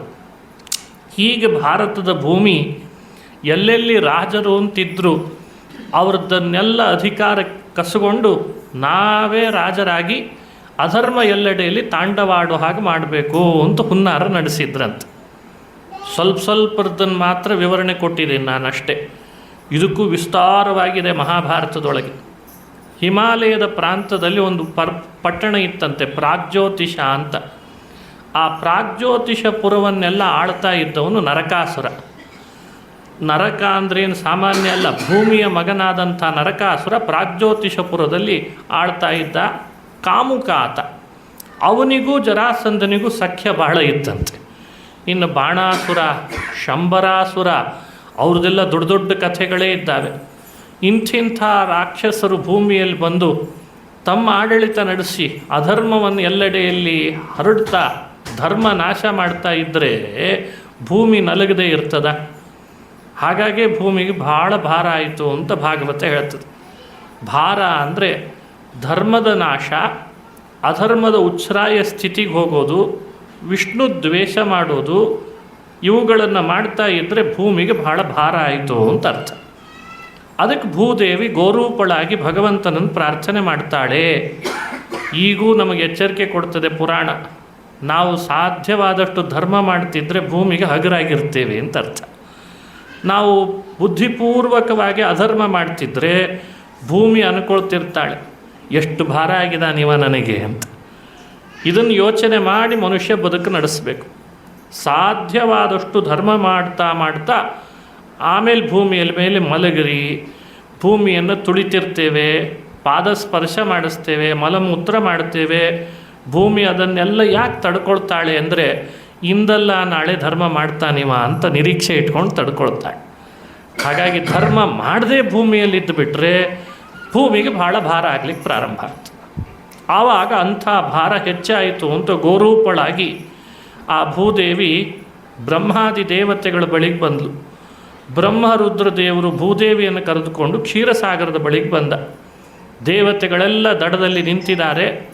ಬ್ರಹ್ಮದೇವರು ಪುರುಷ ಸೂಕ್ತದಿಂದ ಭಗವಂತನ ಸ್ತೋತ್ರ ಮಾಡ್ತಾರೆ. ಪುರುಷಂ ಪುರುಷ ಸೂಕ್ತೇನ ಉಪತಸ್ಥೆ ಪಿತಾಮಹ. ಪುರುಷ ಸೂಕ್ತದಿಂದ ಆ ಭಗವಂತನನ್ನು ಸ್ತೋತ್ರ ಮಾಡಿದರು. ಆಗ ಭಗವಂತ ಕ್ಷೀರ ಸಮುದ್ರದಲ್ಲಿ ಶಯನನಾದ ಭಕ್ತವತ್ಸಲನಾದ ಭಕ್ತಾಪರಾಧ ಸಹಿಷ್ಣುವಾದ ಶ್ರೀಹರಿ ಭೂದೇವಿ ಬಂದಿದ್ದಾಳ ಪ್ರಾರ್ಥನೆಗೆ ಅಂತ ಗೊತ್ತಿದ್ದು ತನ್ನ ಗಂಭೀರವಾದ ಮಾತಿನಿಂದ ಆಶ್ವಾಸನೆ ಕೊಟ್ಟನಂತೆ. ಅವತಾರ ನಾನೂ ಮಾಡ್ತೇನೆ, ದೇವತೆಗಳು ಅವತಾರ ಮಾಡಲಿ. ನನ್ನ ಅವತಾರ ಪೂರ್ವದಲ್ಲಿ ಕೆಲವರು, ನನ್ನ ಅವತಾರದ ನಂತರದಲ್ಲಿ ಕೆಲವರು ಅಂತ ಆಶ್ವಾಸನೆ ಮಾಡಿದ. ಆಮೇಲೆ ಅಧರ್ಮವನ್ನು ನಾಶ ಮಾಡೋಣ, ಧರ್ಮದ ಸ್ಥಾಪನೆ ಮಾಡ್ತೇನೆ, ರಾಕ್ಷಸರನ್ನು ಸೆದೆ ಬಡಿತೇನೆ, ಸಜ್ಜನರಿಗೆ ಅನುಗ್ರಹ ಮಾಡ್ತೇನೆ ಅಂತ ಭಗವಂತ ಮಾತು ಕೊಟ್ಟ. ಆ ಮಾತನ್ನು ಕೇಳಿ ಭೂದೇವಿ ಸಂತುಷ್ಟಳಾಗಿ ಪುನಃ ಕೆಳಗೆ ಬಂದಳು. ಅಷ್ಟರಲ್ಲಿ ಕೆಲವು ದೇವತೆಗಳೆಲ್ಲ ದೇವರ ಆದೇಶದಂತೆ ಮೊದಲೇ ಹುಟ್ಟಿದ್ರಂತೆ ಮಹಾಭಾರತ ಕಾಲದಲ್ಲಿ. ಇನ್ನು ಕೆಲವರು ಕೃಷ್ಣಾವತಾರದ ನಂತರ ಹುಟ್ಟಿದರು. ಭಾಗವತದಲ್ಲಿ ಕೃಷ್ಣಾವತಾರದ ಚರಿತ್ರೆಯನ್ನು ಮಾತ್ರ ಹೇಳ್ತಾರೆ, ಉಳಿದವ್ರದನ್ನು ಸಂಕ್ಷಿಪ್ತ ಮಾಡ್ತಾರೆ. ಕೃಷ್ಣ ಯಾವಾಗ ಹುಟ್ಟಿದ, ಯಾರಲ್ಲಿ ಹುಟ್ಟಿದ, ಅವನಿಗೆ ಹುಟ್ಟಿದೇನೋ ಇಲ್ವೋ? ಕೃಷ್ಣನಿಗೆ ನಿಮ್ಮಂತೆ ಹುಟ್ಟಿಲ್ಲ, ಆದರೂ ಹುಟ್ಟಿದವನಂತೆ ನಟನೆ ಮಾಡ್ತಾನೆ ಅಂತಾರೆ. ಜನ್ಮವೆಂಬುದು ಅವತಾರ ಅಂತ ಲಕ್ಷ್ಮೀ ಶೋಭಾನೆಯಲ್ಲಿ ವಾದರಾಜರು ಹೇಳ್ತಾರೆ. ಕೃಷ್ಣನಿಗೆ ಹುಟ್ಟಿಲ್ಲಪ್ಪ, ಅವನು ಹುಟ್ಟಿದಂತೆ ನಟನೆ ಮಾತ್ರ ಮಾಡುವವ, ಅವನಿಗೇನಿದ್ರೂ ಅವತಾರ ಅಷ್ಟೇ ಅಂತ ಚಿಂತನೆ ಮಾಡಬೇಕಂತ. ಅಲ್ಲೇನಾಗಿದೆ, ಆಹುಕ ಅಂತ ಒಬ್ಬ ಯಾದವ, ಅವನಿಗೊಬ್ಬಳು ಮಗಳಿದ್ಲು, ಅವಳ ಹೆಸರು ದೇವಕಿ. ಆ ದೇವಕಿಯನ್ನು ವಿವಾಹ ಮಾಡಿ ಶೂರಸೇನನ ಮಗ ವಸುದೇವನಿಗೆ ಕೊಟ್ಟು ಒಳ್ಳೆ ಮೆರವಣಿಗೆ ಮಾಡ್ತಾ ಇದ್ದಾನೆ ಕಂಸ, ತನ್ನ ತಂಗಿಯವಳು ಅಂತ. ಆಹುಕ, ದೇವಕ, ದೇವಕಿ ಇವರೆಲ್ಲ ಯಾದವರೇ. ತಂಗಿ ಆಗಬೇಕು ದೇವಕಿ ಅಂತ ವಸುದೇವನಿಗೆ ಕೊಟ್ಟು ಮದುವೆ ಮಾಡಿಸಿದ. ಮೆರವಣಿಗೆ ಬರ್ತಾ ಇದೆ ಮಥುರಾ ಪಟ್ಟಣದಲ್ಲಿ. ಮೆರವಣಿಗೆ ಬರುವಾಗಲೇ ಅಶರೀರವಾಣಿ ಆಯ್ತಂತೆ. ಕಂಸ, ಯಾರಿಗೆ ಮದುವೆ ಮಾಡಿ ಕೊಟ್ಟು ಕಳಿಸ್ತಿದ್ದಿ ಅವಳೇ ನಾಳೆ ನಿನ್ನ ಹಂತಕನನ್ನು ಹಡಿತಾಳೆ, ಅವಳಲ್ಲಿ ಹುಟ್ಟುವಂಥ 8ನೇ ಮಗ ನಿನ್ನ ಹಂತಕ ಅಂತ ಅಶರೀರವಾಣಿಯಲ್ಲಿ ಹೇಳಿಬಿಡ್ತು. ಕಂಸ ಅಶರೀರವಾಣಿಯ ಮಾತು ಕೇಳ್ತಿರ್ಲಿಕ್ಕೆ ಖಡ್ಗ ಎತ್ತೇ ಬಿಟ್ಟ. ದೇವಕಿಯನ್ನೇ ಇಲ್ಲ ಅನ್ನಿಸ್ತೇನೆ, 8ನೇ ಮಗು ಎಲ್ಲಿರ ಬರೋದು ಅಂತ. ಅವನಿಗದು ಯೋಚನೆ, ನನ್ನನ್ನು ಕೊಲ್ಲೋ ಮಗು ದೇವಕಿಯಲ್ಲಿ ಹುಡ್ತಾಳೆ ಅಂದರೆ ದೇವಕಿಯನ್ನೇ ಇಲ್ಲ ಅನ್ನಿಸ್ಬಿಡ್ತೇನೆ. ಖಡ್ಗ ತೆಗೆದಾಗ ವಸುದೇವ ಹೇಳಿದ್ದಂತೆ, ಹುಟ್ಟು ಸಾವು ಯಾರಿಗಿಲ್ಲ ಹೇಳು ಕಂಸ, ನಿನ್ನ ತಂಗಿ ಅಂತಿ ಕಲ್ಯಾಣ ಮಾಡಿ ಕೊಡ್ತಾ ಇದ್ದಿ, ಹೆಣ್ಣನ್ನು ಕೊಂದರೆ ನಿನಗೆ ಅಪಕೀರ್ತಿ ಬರಲ್ವೇ? ಯೋಚನೆ ಮಾಡು, ಈಗಂತೂ ನಿನಗೆ ಸಾವಿಲ್ಲ, 8ನೇ ಮಗು ತಾನೇ, 8ನೇ ಮಗುನ ನಾನೇ ಹುಟ್ಟಿದ ಕೂಡಲೇ ನಿನಗೆ ತಂದು ಒಪ್ಪಿಸ್ತೇನೆ ಅಂತ ಮಾತು ಕೊಟ್ಟ. ಆ ವಸುದೇವನ ಸಾಮೋಪಾಯದ ಮಾತು ಕಂಸನ ಮೇಲೆ ಪರಿಣಾಮ ಬೀರ್ತು. ಆಗ ಕಂಸ ಖಡ್ಗ ಕೆಳಗಿಳಿಸಿದ. ಸರಿ, 8ನೇ ಮಗು ಪ್ರತೀಕ್ಷೆ ಮಾಡ್ತೇನೆ, ತಂದಂತೂ ಕೊಡ್ತಾನೆ ವಸುದೇವ, ಅವನ ಮೇಲೆ ವಿಶ್ವಾಸ ಬಂತು. ಆಮೇಲೆ ಆ ಮಗುನ ಕೊಂದರಾಯಿತು ಅಂತ ಅಂದ್ಕೊಂಡ. ವಿಚಿತ್ರ ಅಂದರೆ ಅವನಿಗೆ ಬೇರೆ ಬೇರೆಯವರೆಲ್ಲ ಹೇಳಲಿಕ್ಕೆ ಶುರು ಮಾಡಿದರು, ನೀನೇನೋ 8ನೇ ಮಗು ಅಂತ ವಿಶ್ವಾಸ ಇಟ್ಟಿದ್ದಿ, ಈ ವಿಷ್ಣು ದೇವ ಪಕ್ಷಪಾತಿ, ಮೊದಲನೇ ಬಂದು ಆಮೇಲೆ 8ನೇವನು ಅಂತ ಹೇಳಿದ್ರು ಗೊತ್ತಾಗಲ್ಲ, ಅವ ಯಾವಾಗ ಬರ್ತಾನೋ ಏನೋ ಯೋಚನೆ ಮಾಡಲಿಲ್ಲ ಕಂಸ ನೀನು ಅಂತ ತಲೆಯಲ್ಲಿ ತುಂಬಿದರು. ಆಗ ಕಂಸ ಸಿಟ್ಟಾಗಿ ವಸುದೇವ ದೇವಕಿಯರನ್ನು ಯಾವ್ಯಾವ ಮಗು ಹುಡ್ತದೆ ಅದೆಲ್ಲ ತಂದು ಕೊಡಬೇಕು, ಇಲ್ದಿದ್ದರೆ ನಿಮ್ಮನ್ನು ನಾನು ಬಂಧಿಖಾನೆಯಲ್ಲಿ ಹಾಕ್ತೇನೆ ಎಂದ. ಮತ್ತಾರೋ ತಲೆ ತುಂಬಿದ್ರು ಕಂಸನಿಗೆ, ನೀನು ಈಗಲೇ ಹಾಕಿಬಿಡು ಬಂಧಿಗೆ, ಇಲ್ಲದೇ ಇದ್ದರೆ ಆ ಮಗುನೇನಾದರೂ ಅದಲು ಬದಲು ಮಾಡಿಬಿಟ್ರೆ ಏನು ಮಾಡ್ತಿ ಅಂತ. ಇಷ್ಟೆಲ್ಲ ತಲೆ ತುಂಬಿ ಕಂಸನ ತಲೆ ಕೆಡಿಸಿದ್ದಕ್ಕೆ ಅವನು ವಸುದೇವ ದೇವಕಿಯರನ್ನ ಬಂಧನ ಮಾಡಿ ಕಾರಾಗೃಹಕ್ಕೆ ಹಾಕೇ ಬಿಟ್ಟ. ಯಾವ್ಯಾವ ಮಗು ಹುಡ್ತದೆ ಅದನ್ನೆಲ್ಲ ಕೊಲ್ತೇನೆ ಅಂತ. ಮೊದಲನೇದ್ದು ಕೊಂದ, ಎರಡನೇದ್ದು ಕೊಂದ. ಪಶು ಎಷ್ಟು ಎಷ್ಟು ಹಿಂಸ್ರಕನಾಗಿದ್ದ ಕಂಸ ಅಂತ ಇದರಿಂದ ಗೊತ್ತಾಗ್ತದೆ. ಹುಟ್ಟುತ್ತಿರಲಿಕ್ಕೆ ಬಂದು ಕೊಲ್ತಿದ್ದಂತೆ ಮಕ್ಕಳನ್ನು. 7ನೇದ್ದು ಕೊಲ್ಲಬೇಕು ಅಂತ ಯೋಚಿಸಿದ್ದ. ಅಷ್ಟರಲ್ಲಿ ವಿಷ್ಣು ಆದೇಶಿಸಿದ್ದಂತೆ ದುರ್ಗೆಗೆ, ಆ 7ನೇ ಮಗು ದೇವಕಿ ಹೊಟ್ಟೆಯಲ್ಲಿ ಬೆಳೀತಿದೆ ಅಲ್ಲ, ಅದನ್ನು ರೋಹಿಣಿ ಅಂತ ವಸುದೇವನಿಗೆ ಮತ್ತೊಬ್ಬ ಪತ್ನಿ ಇದ್ಲು, ಅವಳ ಗರ್ಭದಲ್ಲಿ ಆಕರ್ಷಿಸಿ ಇಡು ಅಂತ. ಸರಿ ಅಂತ ದುರ್ಗಾದೇವಿ ತನ್ನ ಯೋಗ ನಿದ್ರ, ಅವಳು ಯೋಗಮಾಯೆ ಶಕ್ತಿಯಿಂದ ಗರ್ಭದಲ್ಲಿ ಬೆಳೀತಿದ್ದಂಥ ಮಗುವನ್ನು ತಾನೇ ತಗೊಂಡು ಅವನು ಬಲರಾಮ ಅಂತ ಆಗ್ತಾನೆ. ರೋಹಿಣಿಯ ಗರ್ಭದಲ್ಲಿ ಇರಿಸಿದ್ಲಂತೆ. ರೋಹಿಣಿಯ ಗರ್ಭದಲ್ಲಿ 10 ತಿಂಗಳಿದ್ದ. ಆಮೇಲೆ ಅವನು ಜನ್ಮ ಪಡೆದ. 7ನೇದ್ದೇನಾಯಿತು ಅಂತ ಕಂಸ ವಿಚಾರಿಸ್ಲಿಕ್ಕೆ ಬಂದರೆ, ಇಲ್ಲ ಅದು ಗರ್ಭಸ್ರಾವ ಆಯಿತು ಅಂತ ಹುಟ್ಟಿಸಿದ್ರಂತೆ. 8ನೇವನಾಗಿ ಕೃಷ್ಣ ಪ್ರವೇಶ ಮಾಡಿದ. ಅವನು ಜಗದೊಡೆಯ, ಪ್ರಕೃತಿಯಿಂದ ಅತ್ಯಂತ ದೂರನಾದವನು, ಸಾತ್ವಿಕ, ರಾಜಸ, ತಾಮಸ ಗುಣಗಳ ಸಂಪರ್ಕ ಇಲ್ಲದೇ ಇರುವವನು. ಅವನ ದೇಹವೂ ಚಿನ್ಮಯ, ಅವನೂ ಚಿನ್ಮಯ, ಅವನ ಆನಂದಮಯ. ಅವನು ಪ್ರವೇಶ ಮಾಡಿದ್ದಂತೆ ಗರ್ಭದಲ್ಲಿ. ಗರ್ಭ ಬೆಳೀತಾ ಇರಲಿಕ್ಕೆ ಬ್ರಹ್ಮಾದಿ ದೇವತೆಗಳೇ ಕಾರಾಗೃಹದಲ್ಲಿ ಬಂದು ನಿಂತಿದ್ರಂತೆ. ಯಾಕಂದರೆ 14 ಲೋಕದ ಒಡೆಯ ಕ್ಷೀರ ಸಮುದ್ರದಲ್ಲಿ ಮಲಗಿದಂಥ ವಿಷ್ಣು ಪುಟ್ಟ ರೂಪ ತಾಳಿ ಗರ್ಭದೊಳಗೆ ಹೇಗೆ ಬೆಳೀತಾನೆ ಅಂತ ನೋಡೋ ಕುತೂಹಲ ಇತ್ತಂತೆ. ದೇವಕಿ ವಸುದೇವ ಹಿಂದಿನ ಜನ್ಮದಲ್ಲಿ ಅದಿತಿ ಹಾಗೂ ಕಶ್ಯಪರು ಅಂತಾಗಿದ್ದಾರೆ. ಆಗ ತಪಸ್ಸು ಮಾಡಿದರು. ಅದಕ್ಕೂ ಪೂರ್ವದಲ್ಲಿ ಒಮ್ಮೆ ತಪಸ್ಸು ಮಾಡಿದರು. ಅದಿತಿಯ ಹಿಂದಿನ ರೂಪ ಪೃಷ್ಣಿ ಅಂತ, ವಸುದೇವನ ಹಿಂದಿನ ರೂಪನೂ ಬೇರೆ ಸುತಪ ಅಂತಿತ್ತು. ಸುತಪ ಪೃಷ್ಣಿ ದಂಪತಿಗಳು ಬಹಳ ದೊಡ್ಡ ತಪಸ್ಸು ಮಾಡಿದ್ದಾರೆ. ವಿಷ್ಣು ಪ್ರತ್ಯಕ್ಷನಾದ. ಏನು ಬೇಕು ವರ ನಿಮಗೆ ಅಂದ. ಎಷ್ಟು ದೊಡ್ಡ ತಪಸ್ಸು ಮಾಡ್ತಿದ್ದೀರಲ್ಲ, ಎಷ್ಟು ದಿನದಿಂದ ಉಪವಾಸ ಇದ್ದೀರಿ, ಎಷ್ಟು ಶ್ರದ್ಧೆ, ಎಷ್ಟು ಭಕ್ತಿ, ಏನು ಬೇಕು ನಿಮಗೆ ವರ? ಆಗ ವಿಷ್ಣುವನ್ನು ಕುರಿತು ಕೇಳ್ತಾನೆ ಸುತಪ, ನೀನು ಮಗನಾಗಬೇಕು ಅನ್ನೋ ಆಸೆ ಇದೆ ಅಂತಂದ್ರಂತೆ. ಮಗನಾಗಿ ಬರಬೇಕು ಅನ್ನೋ ಆಸೆ ಇದೆ ಅಂದಾಗ ದೇವರಂದ, ನಾನು ಮಗನಾಗಬೇಕು ಅನ್ನೋ ಆಸೆ ಇದೆ ನಿಮಗೆ ಅಂತ ವರ ಕೇಳ್ತಿದ್ದೀರಿ, ಆದರೆ ತಪಸ್ಸು ಬಹಳ ವಿಶಾಲವಾದದ್ದು ಮಾಡಿದಿರಿ. ಇಷ್ಟು ವಿಸ್ತೃತ ತಪಸ್ಸು ಮಾಡಿ ಸಣ್ಣ ವರ ಕೇಳೋದು ಯೋಗ್ಯ ಅಲ್ಲ, ಸ್ವಲ್ಪ ದೊಡ್ಡ ವರ ಕೇಳ್ರಿ ಅಂತ ವಿಷ್ಣು. ಯಾಕೆಂದರೆ ಭಗವಂತ ತಪಸ್ಸು ಮಾಡಿಸ್ಕೊಂಡ ಮೇಲೆ ಸಣ್ಣ ವರ ಕೊಡೋದು ಅಂತಿಲ್ಲಂತೆ. ಹೇಗೆ ನಾವು ಭಗವಂತನ ಪೂಜೆ, ಆರಾಧನೆ, ಕಥಾಶ್ರವಣ, ಪಾರಾಯಣ ಎಲ್ಲ ಮಾಡಿರ್ತೇವೆ, ಅದಕ್ಕೆ ತಕ್ಕ ಫಲ ಕೊಡ್ತಾನಂತೆ. ನಾವು ದೊಡ್ಡದು ಮಾಡಿರೋದು ಅವನಿಗೆ ಗೊತ್ತಿದೆ, ನಾವು ಸಣ್ಣದು ಮಾಡಿರೋದು ಅವನಿಗೆ ಗೊತ್ತಿದೆ. ವಸುದೇವ ಮಕ್ಕಳನ್ನು ಬೇಕು, ದೇವರೇ ಮಗನಾಗಬೇಕು ಅಂತ ಆಸೆ ಇಟ್ಟು ತಪಸ್ಸು ಮಾಡಿ ನೀನು ಮಗನಾಗಿ ಬಾ ಅಂತ ಕೇಳಿದಾಗ ದೇವರನ್ನಂತೆ, ತಪಸ್ಸು ದೊಡ್ಡದಾಗಿದೆ, ವರ ಸಣ್ಣದಾಗಿದೆ, ವರ ದೊಡ್ಡದಾಗಿ ಕೇಳು ಅಂತಂದುಬಿಟ್ನಂತೆ. ಆಗ ಭಗವಂತನಿಗೆ ವಸುದೇವ ದೇವಕಿಯರು ಹೇಳ್ತಾರೆ, ನಮಗೆ ಬೇರೆ ಏನೂ ಅಪೇಕ್ಷೆ ಇಲ್ಲ, ನೀನು ಮಗನಾಗಬೇಕು ಅಂಥೇಳಿ ಅಪೇಕ್ಷೆ, ಅದೊಂದೇ ವರ ಕೊಡು ಅಂತಂದ್ರಂತೆ. ವಿಷ್ಣುನೇ ಹೇಳ್ದ, ನಿಮ್ಮ ಅಪೇಕ್ಷೆ ಮಗನಾಗಬೇಕು ಅಂತಿದೆ ನಿಜ, ಆದರೆ ನನ್ನ ಸಂಕಲ್ಪ ತಪಸ್ಸು ದೊಡ್ಡದಾದಾಗ ಸಣ್ಣ ವರ ಕೊಟ್ಟೆ ಅಂತ ಆಗಬಾರ್ದು, ಅದಕ್ಕೆ 3 ಬಾರಿ ಮಗನಾಗಿ ಬರ್ತೇನೆ ಅಂತ ವರ ಕೊಟ್ಬಿಟ್ನಂತೆ. ಸುತಪ ಪೃಷ್ಣಿಯರಾದಾಗ ಭಗವಂತ ಅವತರಿಸಿದ. ಅವನಿಗೆ ನಾಮಕರಣ ಮಾಡಿದರು ಪೃಷ್ಣಿಗರ್ಭ ಅಂತ. ಇದು ಲೋಕದಲ್ಲಿ ಹೆಚ್ಚು ಪ್ರಸಿದ್ಧಿ ಬಂದಿಲ್ಲ, ಆದರೆ ಭಾಗವತದಲ್ಲಿ ಹೇಳ್ತಾರೆ ಪೃಷ್ಣಿಗರ್ಭ ಅಂತ ದೇವರ ಅವತಾರ, ಬಹಳ ಅದ್ಭುತವಾದ ಅವತಾರ. ಅದೇ ಪೃಷ್ಣಿ ಮತ್ತು ಸುತಪ ಕಶ್ಯಪ ಅದಿತಿಯರಾದ್ರಂತೆ, 2ನೇ ಜನ್ಮ ಅವರಿಗೆ. ಆಗ ವಾಮನ ಅಂತ ಪಯೋವ್ರತ ಮಾಡಿದ್ರ ಪ್ರಭಾವದಿಂದ ಉಪೇಂದ್ರ ವಾಮನ ಅನ್ನೋ ಹೆಸರಿನಿಂದ ಅವರೆಲ್ಲ ಅವತಾರ ಮಾಡಿದ ಅಂತ ಕಥೆ. ಈಗ ಅದೇ ವಸುದೇವ ದೇವಕಿ ಅಂತ ಅದಿತಿ ಕಶ್ಯಪರಾಗಿ ಬಂದಿದ್ದಾರೆ.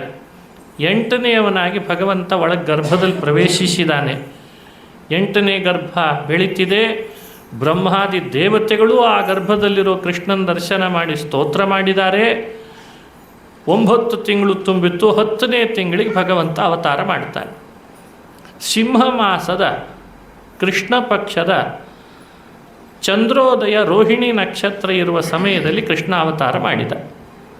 ಅದೇ ಶ್ರಾವಣ ಮಾಸ ಕೃಷ್ಣ ಪಕ್ಷ ಅವತ್ತು ಚಂದ್ರೋದಯ ಕಾಲ, ರೋಹಿಣಿ ನಕ್ಷತ್ರದಲ್ಲಿ ಕೃಷ್ಣಾವತಾರ ಆಗಿದೆ ಅಂತ ಹೇಳ್ತಾರೆ. ಕೃಷ್ಣಾವತಾರ ಆದಾಗ ಕೃಷ್ಣ ಹೇಗಿದ್ದ ಭಾಗವತ ವರ್ಣನೆ ಮಾಡ್ತದೆ. ತಮದ್ಭುತಂ ಬಾಲಕಮಂಬುಜೇ ಕ್ಷಣಂ ಚತುರ್ಭುಜಂ ಶಂಖ ಗದಾದ್ಯುಧಾಯುಧಂ ಶ್ರೀವತ್ಸಲಕ್ಷ್ಮಂ ಗಲಶೋಭಿಕೌಸ್ತುಭಂ ಪೀತಾಂಬರಂ ಸಾಂದ್ರಪಯೋಧ ಸೌಭಗಂ ಮಹಾರ್ಯವೈಡೂರ್ಯ ಕಿರೀಟಕುಂಡಲತ್ವಿಷಾ ಪರಿಷ್ವಕ್ತ ಸಹಸ್ರಕುಂತಲಂ ಉದ್ದಾಮಕಾಂಚ್ಯಂಗದಕಂಕಣಾದಿಭಿಃ ವಿರೋಚಮಾನಂ ವಸುದೇವ ಐಕ್ಷತ. ಕಾರಾಗೃಹದಲ್ಲೇ ಕೃಷ್ಣಾವತಾರ ಆಗಿದೆ. ಅಪ್ರಾಕೃತನಾದ ಶ್ರೀಹರಿ ಅವತಾರ ಆದಾಗ ಅವನ ದೇಹದಿಂದ ಬರ್ತಾ ಇದೆ ಅಂತ ಎಲ್ಲ ಕಡೆಯಲ್ಲಿ ಕಾಂತಿ. ಅದ್ಭುತ ಬಾಲಕ ಅಂತದ ಭಾಗವತ. ಅದ್ಭುತ ಬಾಲಕ. ಅಂಬುಜೇ ಕ್ಷಣಂ, ಕಮಲದಂತೆ ಅರಳಿದ ಕಣ್ಣು, ಗುಂಗುರು ಗುಂಗುರು ಕೂದಲು, ಮಹಾರ್ಯ ವೈಡೂರ್ಯ ಕಿರೀಟ ಕುಂಡಲತ್ವಿಷ, ಕಿವಿಗಳಿಗೆ ಕುಂಡಲಗಳನ್ನು ಧರಿಸಿಯೇ ಭಗವಂತ ಅವತಾರ ಮಾಡಿದ್ದಾನೆ. ಎರಡೂ ಕಿವಿಗಳಿಗೆ ಕುಂಡಲ ಧರಿಸಿದ್ದ. ಹೃದಯದಲ್ಲಿ ಶ್ರೀವತ್ಸ ಚಿಹ್ನೆ, ಹಾಗೇನೆ ಕೌಸ್ತುಭ ಅಂತ ಮಣಿಯನ್ನು ಧರಿಸಿದ್ದಾನೆ. ಪೀತಾಂಬರ ಹುಟ್ಟಿದ್ದಾನೆ. ಕಾಲಿಗೆ ಗೆಜ್ಜೆ ಕಟ್ಟಿದ್ದಾನೆ. ಕೈಗಳಿಗೆ ಕಡಗ ಹಾಕ್ಕೊಂಡೇ ಹುಟ್ಟಿದಾನಂತೆ. 4 ಭುಜದವನಾಗಿ ಕೃಷ್ಣಾವತಾರ ಆಗಿದೆ ಅಂತಾರೆ. ಶಂಖ, ಚಕ್ರ, ಗದ ಭಗವಂತನ ಕೈಯಲ್ಲಿ ಇದ್ದೇ ಇತ್ತಂತೆ. ಖಡ್ಗ. 4 ಭುಜಗಳಿಂದ 4 ಆಯುಧಗಳನ್ನು ಧರಿಸಿ ದೇವಕಿ ಉದರದಿಂದ ಕೃಷ್ಣ ಪ್ರಕಟನಾದ ಆ ರೂಪ ವಸುದೇವ ಕಣ್ತುಂಬ ನೋಡ್ತಾ ಇದ್ದಾನಂತೆ. ಕೃಷ್ಣಾವತಾರ ಆಯ್ತಲ್ಲ ಅಂತ. ಏನು ಭಾಗ್ಯ, ವಸುದೇವನ ಭಾಗ್ಯ. ದೇವಕಿನೂ ನೋಡ್ತಿದ್ದಾಳೆ ಶ್ರೀಕೃಷ್ಣನ ಅವತಾರದ ಸನ್ನಿವೇಶವನ್ನು. ಕೃಷ್ಣನೇ ಗಂಭೀರ ನುಡಿಗಳಿಂದ ಮಾತನಾಡಿಸಿದ. ಹಿಂದೆ ನೀವು ತಪಸ್ಸು ಮಾಡಿದಾಗ ನಾನು ಮಗನಾಗಿ ಬರಬೇಕು ಅಂತ ಅಪೇಕ್ಷೆ ಪಟ್ಟಿದ್ರಿ. 3 ಬಾರಿ ಬರ್ತೇನೆ ಅಂತ ವರ ಕೊಟ್ಟಿದ್ದೆ. ಮೊದಲನೇ ಬಾರಿ ಪೃಷ್ಣಿಗರ್ಭ, 2ನೇ ಬಾರಿ ವಾಮನ, ಈಗ 3ನೇದವನಾಗಿದ್ದೇನೆ. ಈಗಲಾದರೂ ನನ್ನನ್ನು ಕೇವಲ ಮಗನೆಂದು ಭಾವಿಸೋದು ಬೇಡ, ನಾನು ಪರಬ್ರಹ್ಮ ಅಂತ ಭಾವಿಸ್ರಿ ಅಂತ ದೇವರು ಅವರಿಗೆ ಗಂಭೀರವಾದ ಮಾತಿನಿಂದ ಉಪದೇಶ ಮಾಡಿದ. ಕಣ್ತುಂಬ ನೋಡಿದ್ಲು ಕೃಷ್ಣನನ್ನ ದೇವಕಿ. ಸ್ತನ್ಯಪಾನನೂ ಮಾಡಿಸಿದ್ಲಂತೆ, ಎದೆ ಹಾಲು ಉಣಿಸಿದ್ದಾಳೆ. ಆ ದೇವಕಿಗೆ ಆನಂದ ಕೊಟ್ಟ ಕೃಷ್ಣ ಎದೆ ಹಾಲು ಉಂಡ. ಆಮೇಲೆ ಕೃಷ್ಣ ಹೇಳಿದಂತೆ ಕಾರಾಗೃಹದಲ್ಲಿದ್ದ ಗೋಕುಲಕ್ಕೆ ಕರೆದುಕೊಂಡು ಹೋಗಬೇಕು. ಕೈಯೆಲ್ಲ ಬೇಡಿ ಹಾಕಿದ್ದ ಕಂಸ. ಕಾಲಿಗೆ ಬೇಡಿ, ಕೈಗೆ ಬೇಡಿ, ಎಲ್ಲೂ ಹೋಗಬಾರ್ದು ಅಂತ. ಇಷ್ಟಾಗಿ ಸುತ್ತಲೂ ದೂತರು ರಾತ್ರಿ ಪಂಜ್ ಹಿಡ್ಕೊಂಡು ಕಾಯ್ತಾ ಇದ್ದರು. ಜೈಲಿನಲ್ಲಿ ಬೀಗ ಬೇರೆ ಹಾಕಿದ್ರಂತೆ. ಶ್ರೀಕೃಷ್ಣನನ್ನು ಹೇಗೆ ಗೋಕುಲಕ್ಕೆ ಕರ್ಕೊಂಡು ಹೋಗೋದು? ಮಳೆ ಬೇರೆ ಬರ್ತಿತ್ತಂತೆ, ತುಂತುರು ಹನಿಗಳು. ಮೇಲಾಗಿ ಯಮುನಾ ನದಿ ದಾಟಿ ಹೋಗಬೇಕು. ಯಮುನಾ ದಾಟಬೇಕು, ಅದೊಂದು ಸಾಹಸ. ಬೇಡಿ ಎಲ್ಲ ಕಳಚಿ ಹೋಗಬೇಕು, ಬೀಗ ತೆಗಿಬೇಕು. ಇದು ಹ್ಯಾಕೆ ಸಾಧ್ಯ ಅಂತ ಕೃಷ್ಣ ಹೇಳಂತೂ ಹೇಳಿಬಿಟ್ಟ, ನನ್ನನ್ನು ಇಲ್ಲಿದೆ ಗೋಕುಲಕ್ಕೆ ಕರ್ಕೊಂಡು ಹೋಗು ಅಂತ. ಅಸಾಧ್ಯವಾದರೂ ಕೃಷ್ಣ ಮಾಡಿಸ್ತಾನೆ ಅನ್ಲಿಕ್ಕೆ ಇದೇ ಚರಿತ್ರೆ ನಿದರ್ಶನ ಅಂತದೆ ಭಾಗವತ. ಅಸಾಧ್ಯ ಅಂತ ಗೊತ್ತು. ಕೃಷ್ಣನನ್ನು ಯಾವಾಗ ವಸುದೇವ ಕೈಗೆ ತಗೊಂಡ, ಆ ಕೈಗೆ ಹಾಕಿದ ಬೇಡಿ ಎಲ್ಲ ಕಳಚಿ ಬಿತ್ತಂತೆ. ಕೃಷ್ಣನ ತಗೊಂಡದ್ರ ಪ್ರಭಾವ ಅಂತ ಹೇಳ್ತಾರೆ.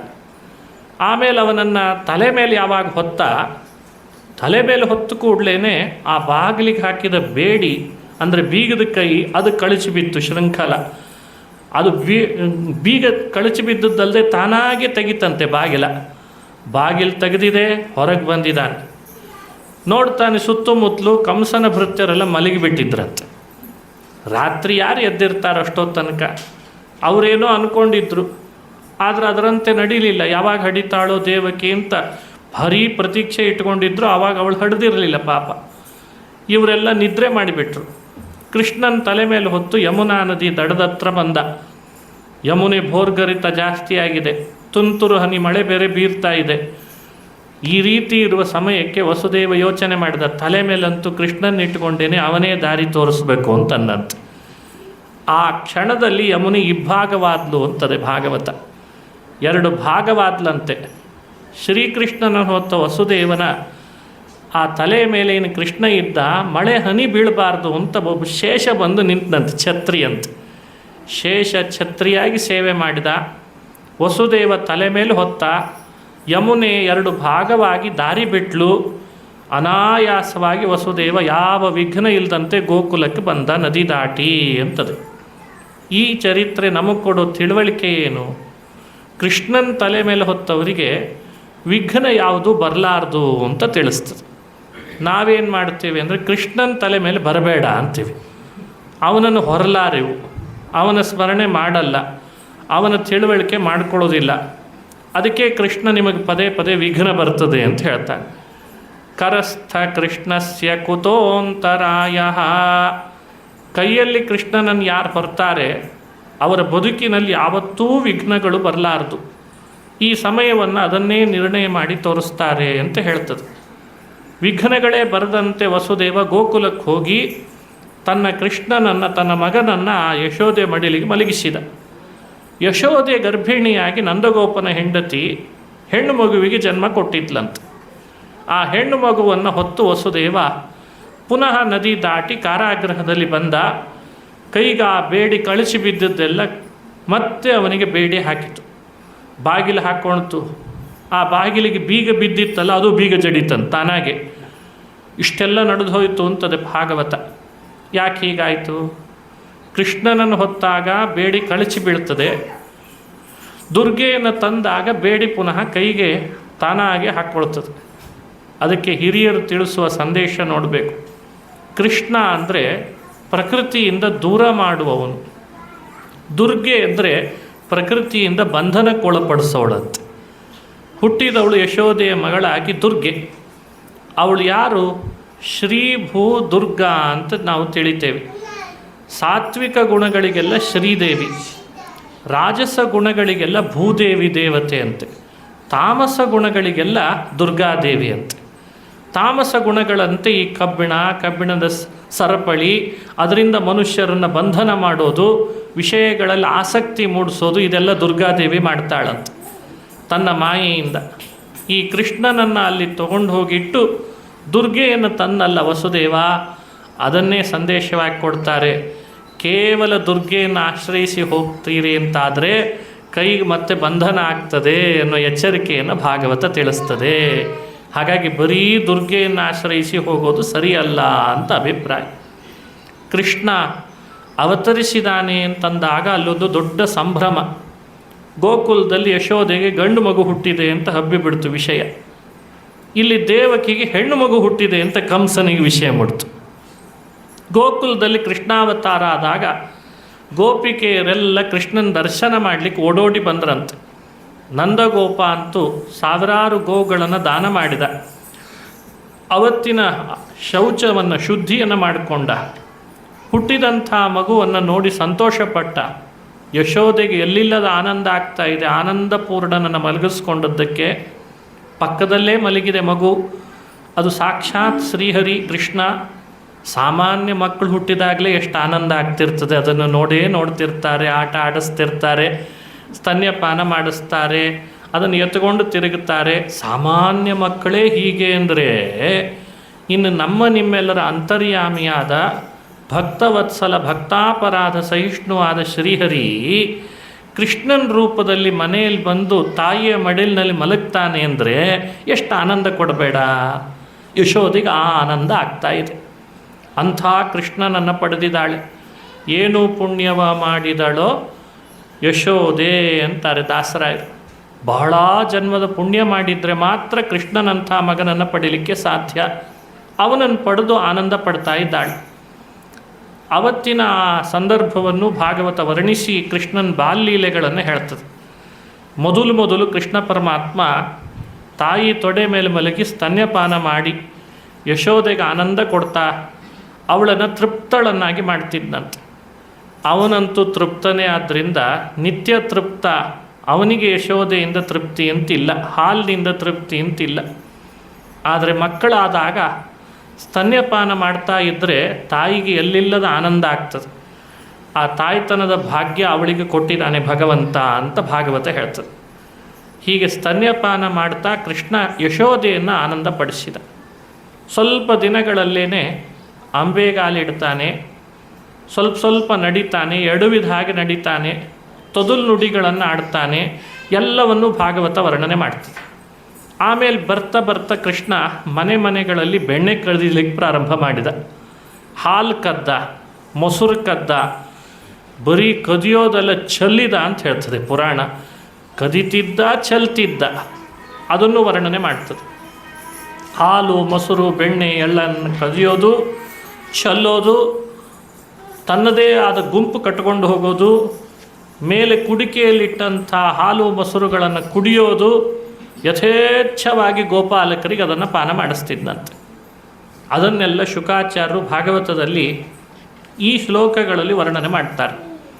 ವತ್ಸಾನ್ ಮುಂಚನ್ ಕ್ವಚಿದ ಸಮಯೇ ಕ್ರೋಶ ಸಂಜಾತಃ ಸಹ ಸ್ಥೇಯಂ ಸ್ವಾದ್ವತ್ಯಥದಧಿಪಯಃ ಕಲ್ಪಿತೈಸ್ತೇಯಯೋಗೈಃ ಮರ್ಕಾನ್ ಭೋಕ್ಷ್ಯನ್ ವಿಭಜತಿ ಸಚೇನ್ನಾಸ್ತಿ ಭಾಂಡಂ ಭಿನತ್ತಿ ದ್ರವ್ಯಾಲಾಭೆ ಸುಭೃಶಕುಪಿತೋ ಯಾತ್ಯನುಕ್ರೋಶ್ಯತೋಕಾನ್.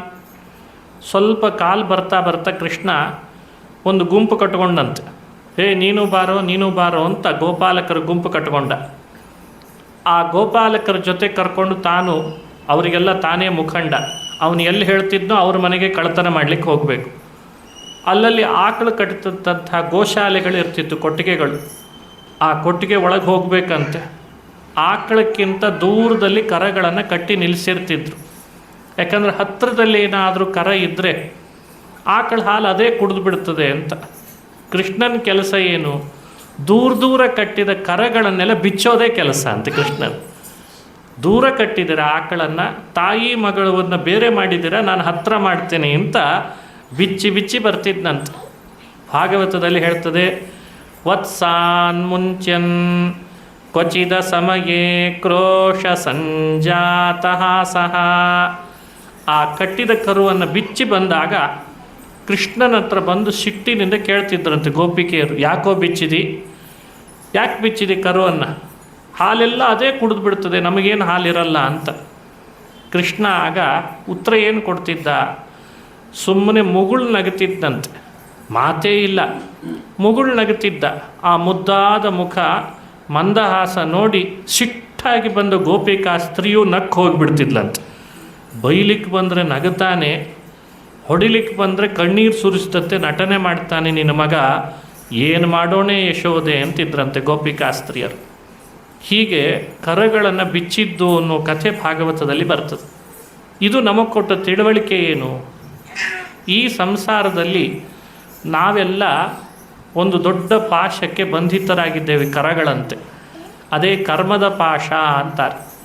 ಈ ಕರ್ಮದ ಪಾಶಕ್ಕೆ ಬಂಧಿತರಾದ ನಮ್ಮನ್ನು ನಾವೇ ಬಿಡಿಸ್ಕೊಳ್ತೀವಿ ಅಂದರೆ ಆಗಲ್ಲ, ಅದು ಕಗ್ಗಂಟಾಗಿದೆ. ಕರುಗಳನ್ನು ಗಟ್ಟಿಯಾಗಿ ಹೇಗೆ ಕಟ್ಟಿರ್ತಾರೋ ಹಾಗೆ ನಮ್ಮನ್ನು ಕಟ್ಟಿಬಿಟ್ಟಿದ್ದಾರೆ ಕರ್ಮದ ಪಾಶದಿಂದ. ಶ್ರೀಕೃಷ್ಣ ಬರೀ ಕರಗಳನ್ನು ಬಿಚ್ಚಿಸಿದ್ದಲ್ಲ, ಕರ್ಮಪಾಶದಿಂದ ಜೀವರನ್ನು ಬಿಚ್ತೇನೆ ಅಂತ ತೋರಿಸಿದ ಅಂತ ಅರ್ಥ. ನಾವೆಲ್ಲ ಕರ್ಮಪಾಶದಿಂದ ದೂರ ಆದ್ರೇ ಮುಕ್ತರಾಗ್ಬೋದು. ಆ ಪಾಶ ಬಿಡಿಸೋನು ಯಾರು? ಕೃಷ್ಣ. ಅದನ್ನು ಕರುಗಳ ಪಾಶ ಬಿಡಿಸಿ ತೋರಿಸಿದ ಅಂತ ಭಾಗವತದ ಚರಿತ್ರೆಯ ಸಂದೇಶ ಅಂತ ಹೇಳ್ತಾರೆ. ಇನ್ನು ಹಾಲು ತಿಂದ, ಹಾಲು ಕುಡ್ದ, ಮೊಸರು ತಿಂದ, ಬೆಣ್ಣೆ ತಿಂದ, ಮಡಿಕೆಗಳನ್ನೆಲ್ಲ ಮೇಲಿನಿಂದ ಒಡೆದ ಅಂತ ಕಥೆ ಬರ್ತದೆ ಭಾಗವತದಲ್ಲಿ. ಆ ಮಡಿಕೆ ಅಂದರೆ ಏನದು? ಒಳಗಿರುವ ಬೆಣ್ಣೆ ಅಂದರೆ ಯಾರು ಅಂತ ತಿಳಿಬೇಕು. ನಿಮ್ಮೆಲ್ಲರಿಗೂ ಒಳಗೆ ಒಂದು ದೇಹ ಇದೆ. ಈಗ ಮೇಲ್ ಕಾಣಿಸ್ತಾ ಇರೋ ದೇಹ ಸ್ಥೂಲ ದೇಹ. ಒಳಗಿರುವ ದೇಹಕ್ಕೆ ಲಿಂಗ ದೇಹ ಅಂತ ಹೆಸರಂತೆ. ಆ ಲಿಂಗ ದೇಹದೊಳಗೆ ಜೀವ ಇದ್ದಾನೆ. ಜೀವನನ್ನು ಬೆಣ್ಣೆ ಇದ್ದ ಹಾಗೆ ಅಂತ ತಿಳಿಬೇಕಂತೆ. ಕೃಷ್ಣ ಮನೆಯಲ್ಲಿ ಮಡಿಕೆ ಯಾಕೆ ಒಡಿತಿದ್ದ ಕಲ್ಲಿಂದ ಅಂದರೆ ನಿಮ್ಮ ಲಿಂಗ ದೇಹ ನಾನೇ ಒಡಿತೇನೆ ಅಂತ ತೋರಿಸಿದ್ನಂತೆ. ಯಾರ್ಯಾರು ಸಾಧನ ಚೆನ್ನಾಗಿ ಮಾಡಿರ್ತಾರೆ, ಶ್ರವಣ, ಮನನ, ನಿಧಿಧ್ಯಾಸನ, ಅವೆಲ್ಲ ಭಗವಂತನ ಸಾಕ್ಷಾತ್ಕಾರಕ್ಕೆ ಕಾರಣ.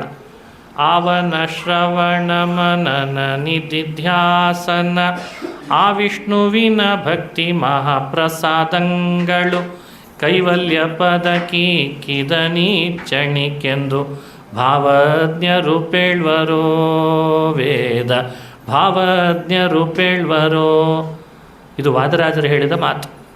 ಆವನ ಶ್ರವಣ ಮನನ ನಿಧಿಧ್ಯಾಸನ ಇವುಗಳನ್ನು ಮಾಡ್ತಾ ಸಾಧನೆ ಪೂರ್ಣಗೊಳಿಸಿದಂಥ ಜೀವಾತ್ಮ ಬೆಣ್ಣೆ ಇದ್ದ ಹಾಗೆ. ಯಾರು ಮಾಡಿದ ಜೀವ ಇದ್ದಾನೆ ಅವನಿಗೆ ಲಿಂಗದೇಹ ಬಂಧಕ. ಆ ಮಡಿಕೆ ಕೃಷ್ಣ ಕಲ್ಲಿನಿಂದ ಲಿಂಗದೇಹವನ್ನು ಒಡಿತಾನೆ, ಒಳಗಿರೋ ಬೆಣ್ಣೆಯಂಥ ಜೀವನನ್ನು ತನ್ನೊಳಗೆ ಹಾಕ್ಕೊಳ್ತಾನೆ, ಅಂದರೆ ಮುಕ್ತರನ್ನು ಮಾಡ್ತಾನೆ ಅಂತ ಅನ್ನೋ ಸಂದೇಶವನ್ನು ಇಲ್ಲಿ ತಿಳಿಸ್ತದೆ. ಹೀಗೆ ತಿಳಿದು ಕೃಷ್ಣನ ಚರಿತ್ರೆಯನ್ನು ಅನುಸಂಧಾನ ಮಾಡಿರಿ ಅಂತಾರೆ. ಕೃಷ್ಣ ಹಾಲು ಯಾರ ಮನೆಯಲ್ಲಿ ತುಂಬಿ ಇಡ್ತಿದ್ರು ಅವ್ರ ಮನೆಗೆ ಹೋಗ್ತಿದ್ದಂತೆ. ಮೊಸರು ತುಂಬಿಟ್ಟವರ ಮನೆಗೆ ಓಡೋಡಿ ಹೋಗ್ತಾ ಇದ್ದ. ಬೆಣ್ಣೆ ಯಾರ ಮನೆಯಲ್ಲಿದೆ ಅವರ ಮನೆಗೆ ಓಡ್ತಾ ಇದ್ದ. ಏನಿದ್ರೆ ಮತ್ತೊಂದು ಸಂದೇಶ ಅಂತ ಹೇಳ್ತಾರೆ. ನಮ್ಮ ಮನೆಗಳಲ್ಲಿ ಹಾಲು ತುಂಬಿಟ್ರೆ ಕೃಷ್ಣ ಬರ್ತಾನೆ, ಮನೆಗಳಲ್ಲಿ ಮೊಸರು ತುಂಬಿಟ್ರೆ ಕೃಷ್ಣ ಬರ್ತಾನೆ. ಹಾಲು ಯಾವುದು? ಇವತ್ತಿನ ಹಾಲು ಭಾಳ ಡೇಂಜರ್ ಇದೆ. ಇವತ್ತೆಲ್ಲ ಹಾಲಿನ ಪರಿಸ್ಥಿತಿ ಅದು ಪ್ಯಾಕೆಟ್ನಲ್ಲಿ ಬರ್ತದೆ, ಅಥವಾ ಕೆಲವರಲ್ಲಿ ಚೆನ್ನಾಗಿ ಬರಬಹುದೇನೋ. ಇಂಜೂರಿಯಸ್ ಟು ಹೆಲ್ತ್ ಅಂತ ನಾಳೆ ಹಾಲಿನ ಪ್ಯಾಕೆಟ್ ಮೇಲೆ ಹಾಕೋ ಪರಿಸ್ಥಿತಿ ಬರ್ತದೆ ಇನ್ನು ಮುಂದೆ. ಅಷ್ಟು ಕಲಬೆರಕೆ ಇದೆ ಇವತ್ತು. ಕೃಷ್ಣ ಹಾಲು ಕುಡಿತಾ ಇದ್ದುದು ಗಟ್ಟಿಯಾದ ಆ ಆಕಳ ಹಾಲನ್ನು ಕೃಷ್ಣ ಕುಡಿತಾ ಇದ್ದ. ಇವತ್ತಿನ ಹಾಲು ಬೇರೆ. ಆದರೆ ಕೃಷ್ಣ ಅವತ್ತು ಕುಡಿತಿದ್ದ ಹಾಲಿನಿಂದ ಅವನಿಗೆ ತೃಪ್ತಿ ಅಂತ ಅರ್ಥ ಅಲ್ಲ. ಅವನು ಪೂರ್ಣ ಮದಃ ಪೂರ್ಣಮಿದಂ ಪೂರ್ಣಾತ್ ಪೂರ್ಣ ಮದುಚ್ಯತೆ. ಹಾಲಿನ ಸಮುದ್ರದಲ್ಲೇ ಮಲಗಿದವನಿಗೆ ಗೋಪಿಕಾ ಸ್ತ್ರೀಯರ ಮನೆ ಹಾಲು ಬೇಕೇನು ಅಂತ ಕೇಳ್ತಾರೆ ದಾಸರಾಯರು. ಮೊಸರಿನ ಸಮುದ್ರನೇ ಸೃಷ್ಟಿ ಮಾಡಿದ ಕೃಷ್ಣನಿಗೆ ಗೋಪಿಕಾ ಸ್ತ್ರೀಯರ ಮೊಸರು ಬೇಕೇ? ಹಾಗಾಗಿ ಹಾಲು ಅನ್ನೋದನ್ನು ಆಧ್ಯಾತ್ಮಿಕವಾಗಿ ತಿಳಿಬಹುದಂತೆ. ಯಾವುದು ಹಾಲು? ಉಪನಿಷತ್ತುಗಳೆಲ್ಲ ಆಕಳುಗಳಂತೆ. ಅರ್ಜುನ ಕರು. ಯುದ್ಧ ಭೂಮಿಯಲ್ಲಿ ಉಪದೇಶ ಮಾಡಿದ್ನಲ್ಲ ಕೃಷ್ಣ ಗೀತೆಯನ್ನು, ಅದೇ ಹಾಲು ಅಂತ ಹೇಳ್ತಾರೆ. ಸರ್ವೋಪನಿಷದೋ ಗಾವಃ ದೋಗ್ಧ ಗೋಪಾಲ ನಂದನಃ ಪಾರ್ಥೋ ವತ್ಸಃ ಸುಧೀರ್ಭೋಕ್ತ ದುಗ್ಧಂ ಗೀತಾಮೃತಂ ಮಹತ್. ಇದು ಎಲ್ಲರೂ ತಮ್ಮ ತಮ್ಮ ಬುದ್ಧಿಯಲ್ಲಿ ಈ ಹಾಲನ್ನು ಚೆನ್ನಾಗಿ ತುಂಬಿಕೊಳ್ಳಿಕ್ಕೆ ಅವಕಾಶ ಇದೆ. ಯಾವ ಹಾಲು? ಎಲ್ಲ ಉಪನಿಷತ್ತುಗಳೇ ಆಕಳ, ಅರ್ಜುನನೇ ಕರು, ಶ್ರೀಕೃಷ್ಣನೇ ಗೋಪಾಲಕ. ಯುದ್ಧ ಭೂಮಿಯಲ್ಲಿ ಕರೆದು ಕೊಟ್ಟನಂತೆ ಅದೇ ಹಾಲು, ಗೀತಾ ಎಂಬ ಹಾಲು. ಯಾರ್ಯಾರು ಭಗವದ್ಗೀತೆಯ ಹಾಲನ್ನು ಬುದ್ಧಿಯಲ್ಲಿ ತುಂಬಿಕೊಳ್ತಾರೆ ಅವರ ಮನೆಗೆ ಕೃಷ್ಣ ಬರ್ತಾನೆ ಅಂತ ಅರ್ಥ. ಪ್ರತಿಯೊಬ್ಬರೂ ಭಗವದ್ಗೀತೆಯನ್ನು ಚೆನ್ನಾಗಿ ಅಭ್ಯಾಸ, ಪಠಣ, ಪಾಠನ, ಪಾರಾಯಣ ಮಾಡಬೇಕು. ಎರಡನ್ನು ಕಲಿಯುಗದಲ್ಲಿ ಬಿಡಲೇಬಾರ್ದಂತೆ. ಒಂದನ್ನು ಬಿಟ್ಟರೂ ಅಪರಾಧ, ಎರಡನ್ನೂ ಇಟ್ಕೊಳ್ಬೇಕು ಅಂತಾರೆ ಮಧ್ವಾಚಾರ್ಯರು. ಜ್ಞೇಯಂ ಪಾಠ್ಯಂಚ ತದ್ವಯಂ. ಎರಡನ್ನು ತಿಳಿಲೇಬೇಕು, ಎರಡನ್ನು ಪಠಣ ಮಾಡಲೇಬೇಕು. ಯಾವುದದು? ಗೀತಾ, ಇನ್ನೊಂದು ವಿಷ್ಣು ಸಹಸ್ರನಾಮ. ವಿಷ್ಣು ಸಹಸ್ರನಾಮ ಬಿಡಲೇಬಾರ್ದು, ಭಗವದ್ಗೀತೆಯನ್ನು ಬಿಡಲೇಬಾರ್ದು ಅಂತ ಹಿರಿಯರು ಹೇಳ್ತಾರೆ. ಹಾಗಾಗಿ ಆ ಎರಡನ್ನು ಹಾಲಿನಂತೆ ಚಿಂತನೆ ಮಾಡಿದರೆ ಅದು ಇದ್ದಲ್ಲಿ ಕೃಷ್ಣ ಸನ್ನಿಹಿತನಾಗ್ತಾನೆ ಅಂತ ತಿಳುವಳಿಕೆ. ಮೊಸರು ಯಾವುದು? ಹಾಲಿಗೆ ಸ್ವಲ್ಪ ಹೆಪ್ಪಾಕಿದ ಮೇಲೆ ಮೊಸರು, ಆಧ್ಯಾತ್ಮಿಕವಾದ ಮೊಸರು ಬೇಕು. ಅದನ್ನು ಚಿಂತನೆ ಮಾಡಿಸ್ತಾರೆ. ವೇದವ್ಯಾಸರು ಜಗತ್ತಿಗೆ ಕೊಟ್ಟ ಏನೆಲ್ಲ ಕೃತಿಗಳಿದ್ದಾವೆ ಅವೆಲ್ಲ ಮೊಸರಿದ್ದ ಹಾಗೆ ಅಂತ. ಎಲ್ಲ ಮೊಸರಿದ್ದ ಹಾಗೆ. ಬ್ರಹ್ಮಮೀಮಾಂಸಾ ಶಾಸ್ತ್ರನೇ ಜಗತ್ತಿಗೆ ಕೊಟ್ಟಿದ್ದಾರೆ. ವೇದಗಳ ಅರ್ಥವನ್ನೇ ನಿರ್ಣಯಿಸಿ ಪುರಾಣಗಳನ್ನು ಕೊಟ್ಟಿದ್ದಾರೆ. ಅವೆಲ್ಲ ಮೊಸರಿದ್ದ ಹಾಗಂತೆ. ಹಾಗಾಗಿ ಕೃಷ್ಣ ಅವು ಇದ್ದಲ್ಲೇ ತಾನಿರ್ತಾನೆ ಅಂತ ಅರ್ಥ. ಬೆಣ್ಣೆ ಯಾವುದು? ವೇದವ್ಯಾಸರು ರಚಿಸಿದಂಥ ಕೃತಿಗಳಿಗೆಲ್ಲ ವ್ಯಾಖ್ಯಾನ ಮಾಡಿದ್ರಲ್ಲ ಮಧ್ವಾಚಾರ್ಯರು, ಸರ್ವಮೂಲ ಅದೆಲ್ಲ ಬೆಣ್ಣೆ ಇದ್ದ ಹಾಗೆ. ಈ ಬೆಣ್ಣೆಯಲ್ಲಿದೆ, ನಾನು ಅಲ್ಲಿರ್ತೇನೆ ಅಂತ ಅಂತಾನೆ. ಹಾಗಾಗಿ ಸರ್ವಮೂಲ ಕೃತಿಗಳನ್ನು ಅನುಸಂಧಾನ ಮಾಡ್ತಾ ಇರಬೇಕು. ಅದನ್ನೆಲ್ಲವನ್ನೂ ಯೋಚನೆ ಮಾಡ್ತಾ ಹಾಲಿನೊಳಗಿರೋ ಪೌಷ್ಟಿಕವಾದ ಅಂಶ ಮೊಸರಿನಲ್ಲಿದ್ದದ್ದು, ಹಾಗೆ ಮಧ್ವಾಚಾರ್ಯ ರಚಿಸಿದ ಸರ್ವಮೂಲದಲ್ಲಿದ್ದದ್ರದ್ದೆಲ್ಲ ಸೇರಿಕೊಂಡು ಎಲ್ಲಿ ಬಂತು ಅಂದರೆ ಅದೇ ಹರಿಕಥಾಮೃತ ಸಾರ ಅಂತ ಅರ್ಥ. ಹಾಲಿನ ಸಾರ, ಮೊಸರಿನ ಸಾರ, ಬೆಣ್ಣೆಯ ಸಾರ, ಹರಿಕಥಾಮೃತ ಸಾರ, ಅದೇ ತುಪ್ಪ ಅಂತ ಅರ್ಥ ಮಾಡ್ಬೋದಂತೆ. ಹೀಗೆ ಹರಿಕಥಾಮೃತ ಸಾರವನ್ನಾದರೂ ಅನುಸಂಧಾನ ಮಾಡಿರಿ. ಅದರಲ್ಲಿ ಕೃಷ್ಣ ಸನ್ನಿಹಿತನಾಗಿದ್ದು ನಮ್ಮನ್ನು ಅನುಗ್ರಹಿಸ್ತಾನೆ. ಇವನ ಬಳಿಗೆ ತುಪ್ಪ ಇದೆನಾ, ಹಾಗಾದರೆ ನಾನು ಬರ್ತೇನೆ. ಇವನ ಬಳಿಗೆ ಬೆಣ್ಣೆ ಇದೆನಾ, ನಾನು ಬರ್ತೇನೆ. ಇವನ ಬಳಿಗೆ ಹಾಲಿದೆನಾ, ನನಗದು ಇಷ್ಟ, ನಾನು ಬರ್ತೇನೆ ಅಂತಾನೆ ಕೃಷ್ಣ.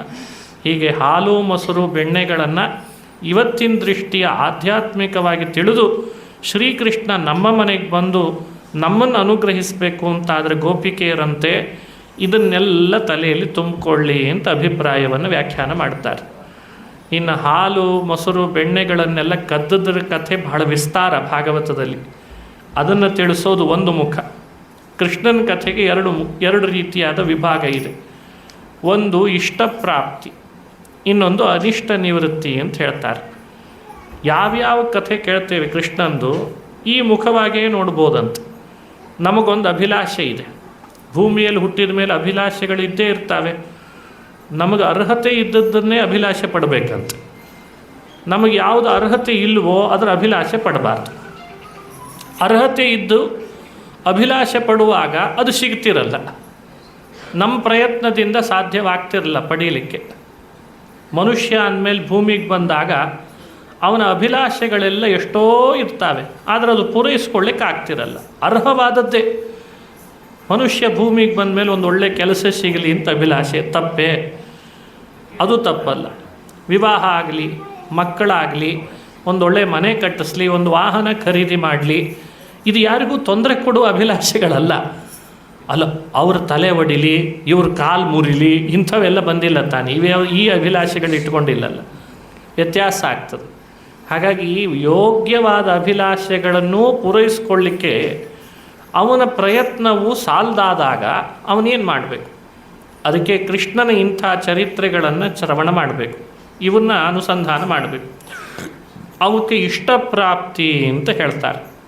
ಕೃಷ್ಣ ಮನೆಯಲ್ಲಿ ಗೋಪಿಕಾ ಸ್ತ್ರೀಯರ ಮನೆಗೆ ಹೋಗಿ ಬೆಣ್ಣೆ ಹಾಲು ಕದ್ದು ಕುಡಿದ, ಆ ಗೋಪಿಕೆಯರನ್ನೆಲ್ಲ ಹರಿಸಿ ಸ್ವರ್ಗಕ್ಕೆ ಕಳಿಸಿದ ಅನ್ನೋ ಕಥೆಗಳಿವೆ ಅಲ್ಲ, ಅದು ಇಷ್ಟಪ್ರಾಪ್ತಿ ಅಂತ. ಅದನ್ನು ಕಥೆ ಕೇಳ್ತಾ ಇದ್ದರೆ ಇಷ್ಟಪ್ರಾಪ್ತಿ ಅಂದರೆ ನಮ್ಮ ಅಭಿಲಾಷೆಗಳನ್ನು ಕೃಷ್ಣ ಪೂರೈಸಲಿ ಅಂತ ಅರ್ಥ. ಪೂರೈಸ್ತಾನೆ. ಈ ಪೂತನೆಯ ಸಂಹಾರ ಮಾಡಿದ, ಶಕಟಾಸುರನನ್ನು ಕೊಂದ, ತೃಣಾವರ್ತನನ್ನು ಸಂಹರಿಸಿದ, ಬಕಾಸುರನನ್ನು ಕೊಂದ, ಕೇಶಿ ಅನ್ನೋ ರಾಕ್ಷಸನನ್ನು ಕೊಂದ, ಧೇನುಕಾಸುರನನ್ನು ಕೊಲ್ಲಿಸಿದ. ಈ ಅಸುರರ ಸಂಹಾರದ ಎಲ್ಲ ಕಥೆಗಳೆಲ್ಲ ಅದು ಕೃಷ್ಣ ಮಾಡ್ತಾ ಇದ್ದದ್ದು ಅನಿಷ್ಟ ಪರಿಹಾರಕ ಅಂತ ಚಿಂತನೆ ಮಾಡಬೇಕಂತ. ಅನಿಷ್ಟ ಯಾರಿಗೆ? ಕೃಷ್ಣನಿಗೆ ಅನಿಷ್ಟ ಇಲ್ಲೇ ಇಲ್ಲ. ಅವ ಯಾವಾಗಲೂ ಮಂಗಲಮಯ. ಮಂಗಲಂ ಭಗವಾನ್ ವಿಷ್ಣು, ಮಂಗಲಂ ಮಧುಸೂದನ, ಮಂಗಲಂ ದೇವಕಿ ಪುತ್ರೋ ಅಂತಾರೆ. ದೇವಕಿಯ ಮಗನಾದ ಕೃಷ್ಣ ಯಾವತ್ತೂ ಮಂಗಳನೇ, ಅವನಿಗೆ ಅನಿಷ್ಟ ಇಲ್ಲೇ ಇಲ್ಲ. ಹಾಗಾದರೆ ಅನಿಷ್ಟ ಇರೋದು ಯಾರಿಗೆ? ಪರಿಹಾರ ಮಾಡಿಕೊಳ್ಳೋದು ಯಾರು? ಗೋಪಾಲಕರಿಗೆ, ಗೋಪಿಕಾ ಸ್ತ್ರೀಯರಿಗೆ, ಗೋವುಗಳಿಗೆ ಪದೇ ಪದೇ ಅನಿಷ್ಟ ಬರ್ತಾ ಇತ್ತಂತೆ. ಕೃಷ್ಣನ ಸಾಮರ್ಥ್ಯದಿಂದ ಅವರಿಗೆ ಬಂದ ಅನಿಷ್ಟವನ್ನು ಪರಿಹಾರ ಮಾಡ್ತಿದ್ದ.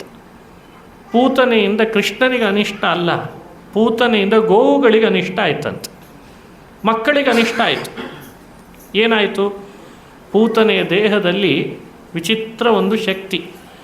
ಅವಳ ದೇಹದೊಳಗೆ ಗಾಳಿ ಬೀಸೋ ಹಾಗೆ ಮಾಡ್ತಿದ್ಲಂತೆ. ದೇಹದ ಗಾಳಿ ಯಾರಿಗೆ ತಾಗ್ತದೆ ಅವರಿಗೆ ಜ್ವರ ಬರ್ತಿತ್ತಂತೆ. ಜ್ವರ ಬಂದರೆ ವೈದ್ಯೋಪಚಾರ ಮಾಡಿಸ್ಲಿಕ್ಕೆ ಹೋಗಬೇಕು. ಔಷಧಿ ಯಾವುದು ಮೈಗೆ ನಾಟ್ತಿರಲಿಲ್ಲ. ಗೋವುಗಳಿಗೂ ಜ್ವರ ಬರಬೇಕು, ಮಕ್ಕಳಿಗೂ ಜ್ವರ ಬರಬೇಕು.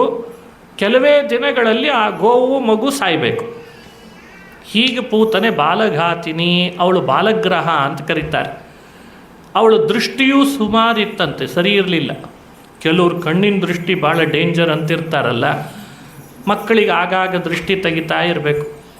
ಇಲ್ಲದೆ ಹೋದರೆ ಮಕ್ಕಳಿಗೆ ಯಾರು ಕಣ್ಣು ಬೀಳ್ತದೋ ಏನೋ ಗೊತ್ತಾಗಲ್ಲ. ನಮ್ಮನೆ ಮಕ್ಕಳಿಗೆ ಯಾರು ಬೇಕಾದರೂ ಕಣ್ಣು ಹಾಕ್ತಾರೆ. ಎಲ್ಲರದ್ದು ಕಣ್ಣು ಚೆನ್ನಾಗಿರ್ತದೆ ಅಂತಿಲ್ಲ. ಅವರಿಗೇನೋ ಅಸೂಯೆ ನಮ್ಮ ಬಗ್ಗೆ, ಅವರಿಗೇನೋ ಮನಸ್ಸಿನೊಳಗೆ ವಿಚಿತ್ರವಾದ ಭಾವನೆ. ಅವರು ನೋಡುವಾಗಲೇ ಅಷ್ಟು ಕೆಟ್ಟ ದೃಷ್ಟಿಯಿಂದ ನೋಡ್ತಾರೆ. ಮಕ್ಕಳಿಗೆಲ್ಲ ಅದರ ಪರಿಣಾಮ ಆಗ್ತದೆ. ಅದಕ್ಕೆ ಭಾಗವತದೊಳಗೆ ಕೃಷ್ಣ ಇಷ್ಟೆಲ್ಲ ಪೂತನೆಯ ಸಂಹಾರ ಮಾಡಿದ ಮೇಲೆ ದೇವಕಿ ಯಶೋದೆಯಿಂದ ತಾನೇ ಬಾಲರಕ್ಷಾ ಸ್ತೋತ್ರ ಅಂತ ಮಾಡಿಸ್ಕೊಂಡಂತೆ. ಬಾಲರಕ್ಷ ಅವನಿಗೇನು ಅನಿಷ್ಟನೇ ಇಲ್ಲ, ದೃಷ್ಟಿನೂ ಆಗಿಲ್ಲ, ಏನಿಲ್ಲ, ಆದರೂ ಮಾಡಿಸ್ಕೊಂಡ ಅಂತ ಭಾಗವತದಲ್ಲಿ ಬರ್ತದೆ. ಅವ್ಯಾದ ಜೋಂಘ್ರಿ ಮಣಿಮಾನ್ ಅಂತ ಶ್ಲೋಕಗಳೇ ಇದ್ದಾವೆ. ಮಕ್ಕಳು ಮನೆಯಲ್ಲಿ ಬಹಳ ದೃಷ್ಟಿದೋಷಕ್ಕೆ ಒಳಗಾಗಿದ್ದರೆ ಭಾಗವತದಲ್ಲಿರೋ ಈ ಶ್ಲೋಕ ಹೇಳಿ ಆ ದೃಷ್ಟಿದೋಷ ಪರಿಹಾರ ಮಾಡಲಿ ಅಂತ ಭಾಗವತ ಅನುಸಂಧಾನ ಮಾಡಿಸ್ತದೆ. ಹಾಗೆ ದೃಷ್ಟಿದೋಷ ಪರಿಹಾರಕ್ಕೂ ಹೌದು, ನಮ್ಮ ಅನಿಷ್ಟಗಳನ್ನು ಪರಿಹಾರ ಮಾಡೋದು ಹೌದು. ಹಾಗಾಗಿ ಪೂತನೆಯ ಸಂಹಾರ, ಶಕಟಾಸುರ ಸಂಹಾರಗಳೆಲ್ಲ ನಮ್ಮ ಅನಿಷ್ಟಗಳನ್ನು ಪರಿಹಾರ ಮಾಡ್ತಾನೆ ಅನ್ನೋ ಅಭಿಪ್ರಾಯದಿಂದ ಶ್ರವಣ ಮಾಡಬೇಕು. ನಮ್ಮ ಬದುಕಿನಲ್ಲಿ ಅನಿಷ್ಟಗಳು ಥರ ಇದ್ದಾವೆ. ಒಂದೇ ಥರ ಅನಿಷ್ಟ ಅಂತ ಬರಲ್ಲ ಮನುಷ್ಯನಿಗೆ, ಹೊಸ ಥರ ಬರ್ತಿರ್ತದಂತೆ ಅನಿಷ್ಟಗಳು. ಪೂತನೆ ನಮ್ಮ ಬದುಕಿನಲ್ಲಿ ಹೇಗೆ ಬರ್ತಾಳೆ ಇವಳು ಅಂತ ಕೇಳ್ಬೋದು. ಪೂತನೆ ಅಂದರೆ ಯಾರು? ಅವಳ ಅವಿದ್ಯೆ ಅಂದರೆ ತಪ್ಪು ತಿಳುವಳಿಕೆ ಅಂತ ಅರ್ಥ. ಮನುಷ್ಯ ಬಹಳ ಕೆಳಮುಖವಾಗಿ ಹೋಗೋದು ಯಾವಾಗ ಅಂದರೆ ತಪ್ಪು ತಿಳುವಳಿಕೆ ಜಾಸ್ತಿ ಆದಾಗ. ಪೂತನೆಯನ್ನು ಅನಿಷ್ಟ ದೂರ ಆಗಬೇಕು ಅಂದರೆ ಕೃಷ್ಣ ಮಾಡಿದ ಪೂತನಾ ಸಂಹಾರವನ್ನು ಶ್ರವಣ ಮಾಡಲಿ ಅಂತ ಹೇಳ್ತಾರೆ. ಶಕಟ ಅವನು ಒಬ್ಬ ಅನಿಷ್ಟ. ನಮ್ಮ ಬದುಕಿನಲ್ಲಿ ಶಕಟ ಹೇಗೆ ವಿಘ್ನ ಮಾಡ್ತಾನೆ? ಶಕಟ ಅಂದರೆ ಬಂಡಿ ಅಂದರೆ ಆಲಸ್ಯದ ಪ್ರತೀಕ ಅಂತ ಅರ್ಥ. ಬದುಕಿನಲ್ಲಿ ಯಾವ ದೋಷವನ್ನಾದರೂ ನಾವು ಸಹಿಸ್ಕೊಳ್ಬೋದು. ಈ ಸೋಮಾರಿತನ ಇದೆಯಲ್ಲ ಭಾರಿ ಡೇಂಜರ್ ಇದು.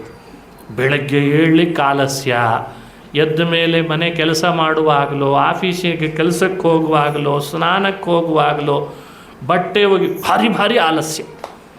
ಅದಕ್ಕೆ ಒಬ್ಬ ಕವಿ ಹೇಳ್ತಾನೆ, ನನ್ನ ಜೀವನದಲ್ಲಿ ನನಗೆ ದೊಡ್ಡ ಶತ್ರು ಅಂದರೆ ಆಲಸ್ಯ ಅಂತ ಹೇಳ್ತಾನೆ. ಹೊರಗಿನ ಶತ್ರುಗಳನ್ನು ಗೆಲ್ಬೋದಂತೆ, ಒಳಗಡೆನೆ ಸೇರ್ಕೊಂಡ್ಬಿಟ್ಟ ಅಂದರೆ ಆಲಸ್ಯ ಏನು ಮಾಡಬೇಕು ಹೇಳ್ತು. ಭಾರಿ ಆಲಸ್ಯ, ಏನೂ ಮಾಡಲ್ಲ. ನಮ್ಮ ಉತ್ತರ ಕರ್ನಾಟಕ ನಮ್ಮದು, ನಮ್ಮ ಭಾಷೆಯಲ್ಲಿ ಒಂದು ಮಾತು ಹೇಳ್ತಾರೆ, ಇತ್ಲಾಗಿನ ಕಡ್ಡಿ ಅತ್ಲಾಗಿ ಎತ್ತಿಡಲ್ಲ ನೋಡ್ರಿ ಅಂತ ಇರ್ತಾರೆ. ಇಷ್ಟು ಸಣ್ಣದೊಂದು ಭಾಷೆ ಅಂದರೆ ಈ ಕಡ್ಡಿ ಆ ಕಡೆ ಎತ್ತಿಡಲ್ಲ ಅಂತ, ಅಷ್ಟು ಸೋಂಬಾರಿತನ. ಆದರೆ ಚರಕ್ಕಂದ್ರೆ ಚುರುಕ್ಕಂತಿರ್ತಾರೆ ನಮ್ಮ ಕಡೆ. ಅಂದರೆ ಚೂರು ಸರಿರಲ್ಲ, ಮತ್ತೆ ಏನೂ ಕೆಲಸ ಮಾಡಿಲ್ಲ ಬಿಟ್ಟಿಲ್ಲ, ಆ ಕಡೆ ಸ್ವಲ್ಪ ಸರಿರಲ್ಲ ಚರ್ರ ಅಂತಾರಂತ, ನನಗೇ ಸರಿ ಅಂದ್ಯ ನೀನು ಅಂತಾರೆ. ಇದೆಲ್ಲ ಮನುಷ್ಯನಿಗೆ ಬಹಳ ದೊಡ್ಡ ದೋಷಗಳು. ಇದೆಲ್ಲ ಶಕಟಾಸುರ ಇದ್ದ ಹಾಗೆ. ಶಕಟ ಅಂದರೆ ಬಂಡಿ, ಅದು ಹೋಗ್ತಿದ್ದದೇ ನಿಧಾನ ಹೋಗ್ತದದ್ದು, ಅಷ್ಟು ನಿಧಾನ ಹೋಗ್ತಾ ಇತ್ತು. ಅಂಥದ್ದನ್ನು ಕೃಷ್ಣ ಸಂಹಾರ ಮಾಡಿದ ಅಂತ ಕಥೆ ಕೇಳಿದರೆ ನಮ್ಮ ಬದುಕಿನಲ್ಲಿ ಬಹಳ ದೊಡ್ಡ ದೋಷದ ರೂಪದಲ್ಲಿ ಸೇರಿಕೊಂಡ ಆಲಸ್ಯ ಅನ್ನೋದು ದೂರ ಆಗ್ತದೆ ಅಂತ ಅರ್ಥ. ಉತ್ಸಾಹದಿಂದ ಇರಬೇಕು, ಲವಲವಿಕೆಯಿಂದ ಇರಬೇಕು, ದೀರ್ಘಸೂತ್ರಿಗಳಾಗಬಾರ್ದು, ಸಾಧನೆ ಕುಂಠಿತ ಆಗಿಬಿಡ್ತದೆ. ಈ ಚರಿತ್ರೆ ಈ ಅರ್ಥದಲ್ಲಿ ನಮಗೆ ಸಂದೇಶ ಕೊಡ್ತದೆ. ಶಕಟಾಸುರನ ಸಂಹಾರ ಅಂದರೆ ಆಲಸ್ಯದ ಪರಿಹಾರ ಅಂತ ಅರ್ಥ. ಆಲಸ್ಯ ಹೋಗುವಂತೆ ಮಾಡಿಕೊಳ್ಬೇಕು. ಆಸ್ಟ್ರೇಲಿಯಾ ದೇಶ ಇದೆ, ಕೇಳಿರ್ಬೇಕು. ಆಸ್ಟ್ರೇಲಿಯಾ ದೇಶ ಬಹಳ ಪ್ರಸಿದ್ಧ ದೇಶ, ಅದು ಅಸ್ತ್ರಾಲಯ ಅಂತ ಅದನ್ನು ಕಂಡುಕೊಂಡಿದ್ದಾರೆ ಇವತ್ತೆಲ್ಲ. ಅದನ್ನು ಅಲ್ಲೇನು ಮಾಡಿದ್ದಾರೆ ಅಂದರೆ ಅನೇಕ ಕಡೆ ಒಂದು ಉದ್ಯಾನವನ ಮಾಡಿದ್ದಾರೆ. ಮನುಷ್ಯ ಬೆಳಗ್ಗೆ ಎದ್ದಾಗೆಲ್ಲ ಸಾಮಾನ್ಯ ಮಂಪುರು ಜಾಸ್ತಿ, ಕಣ್ಣು ಹೀಗೆ ಮಾಡ್ಕೊಂಡು ಆಲಸ್ಯ ಜಾಸ್ತಿ. ಅದಕ್ಕೆ ಸಮಯಕ್ಕೆ ಯಾರೂ ಆಫೀಸಿಗೆ ಬರಲ್ಲ ಅಂತ ಆಗ್ತಿರ್ತದೆ. ಅಲ್ಲಲ್ಲಿ ಕೆಲವು ಉದ್ಯಾನವನದಲ್ಲಿ ಏನು ಮಾಡಿದ್ದಾರೆ ಅಂದರೆ ಇದೇ ಕೆಲಸ ಅಂತೆ, ದಿನ 20 ನಿಮಿಷ ಬಂದು ಎದ್ದು ಕೂಡಲೇ ಅಲ್ಲಿಗೆ ಬಂದು ಕುಣಿಬೇಕಂತವ್ರು. ಮಂಡಿ ಮೇಲುಗಡೆ ಮಾಡಿಕೊಂಡು ಥೈ 20 ನಿಮಿಷ ಕುಣಿಬೇಕಂತ. ಯಾಕೆ ಅಂತ ಕೇಳಿದರೆ ಬ್ರೈನ್ನೊಳಗೊಂದು ಪಾದರಸ ಇರ್ತದಂತೆ. ಆ ಪಾದರಸ ಎಲ್ಲಿವರೆಗೂ ಸ್ಟ್ರಕ್ ಆಗಿರ್ತದೆ, ಅದು ಮೈಲ್ಡ್ ಆಗಿರ್ತದೆ, ಅದು ಇನ್ನೂ ಕೆಲಸಕ್ಕೆ ಬಂದಿರಲ್ಲ, ಸಕ್ರಿಯವಾಗಿರಲ್ಲ, ಅಲ್ಲಿವರೆಗೂ ಮನುಷ್ಯನೊಳಗೆ ಆಲಸ್ಯ ಇರ್ತದಂತೆ. ಅದಕ್ಕೆ ಅವ್ರು ಕಂಡುಕೊಂಡು ಏನು ಮಾಡಿದರು ಅಂದರೆ ವಾಕಿಂಗ್ ಯಾರೂ ಹೋಗಬೇಡ್ರಿ, ಉದ್ಯಾನವನದಲ್ಲಿ ಬಂದು ದಿನ ಥೈ ಅಂತ ಕುಣೀರಿ ಅಂತ ಮಾಡಿಟ್ಟಿದ್ದಾರೆ. ಹಿಂಗೊಬ್ಬ ಡಾಕ್ಟ್ರು ನನ್ನ ಹತ್ರ ಮಾತನಾಡುವಾಗ ಹೇಳಿದರು. ನಾನು ಹೇಳಿದೆ, ನಮ್ಮದೆಲ್ಲ ಅದೆಲ್ಲ ಅಷ್ಟು ಕಷ್ಟಪಡೋದು ಬೇಕಿಲ್ಲ, ನಾವು ಅಧಿಕ ಮಾಸ 4-4ವರೆಗೆ ಹೇಳ್ತೇವೆ, ತಣ್ಣಗೊಂದು ನೀರು ತಲೆ ಮೇಲೆ ಹಾಕ್ಕೋತೀವಿ, ತಾನಾಗೆ ಆಲಸ್ಯ ಬಿಟ್ಟು ಹೋಗ್ತದೆ, ನಾವು ಕುಣಿಬೇಕಿಲ್ಲ, ಥೈ ಮಾಡಬೇಕಿಲ್ಲ ಅಂತ ಹೇಳಿದೆ. ಭಾರತ ದೇಶ, ಅದರಲ್ಲಿಯೂ ಋಷಿ ಮುನಿಗಳು ಕಂಡುಕೊಂಡ ಸತ್ಯ, ಮೇಲಾಗಿ ಮಾಸಗಳು, ಆ ಮಾಸದಲ್ಲಿ ಮಾಡಬೇಕಾದ ಸ್ನಾನ, ದಾನ, ವ್ರತ, ನಿಯಮ, ಅನುಷ್ಠಾನಗಳು ಇವೆಲ್ಲ ಮಾಡಲಿಕ್ಕೆ ಪ್ರಾರಂಭ ಮಾಡಿದರೆ ಆಲಸ್ಯಕ್ಕೆ ಹೆದರಿಕೆ ಆಗಿಬಿಡ್ತದಂತೆ.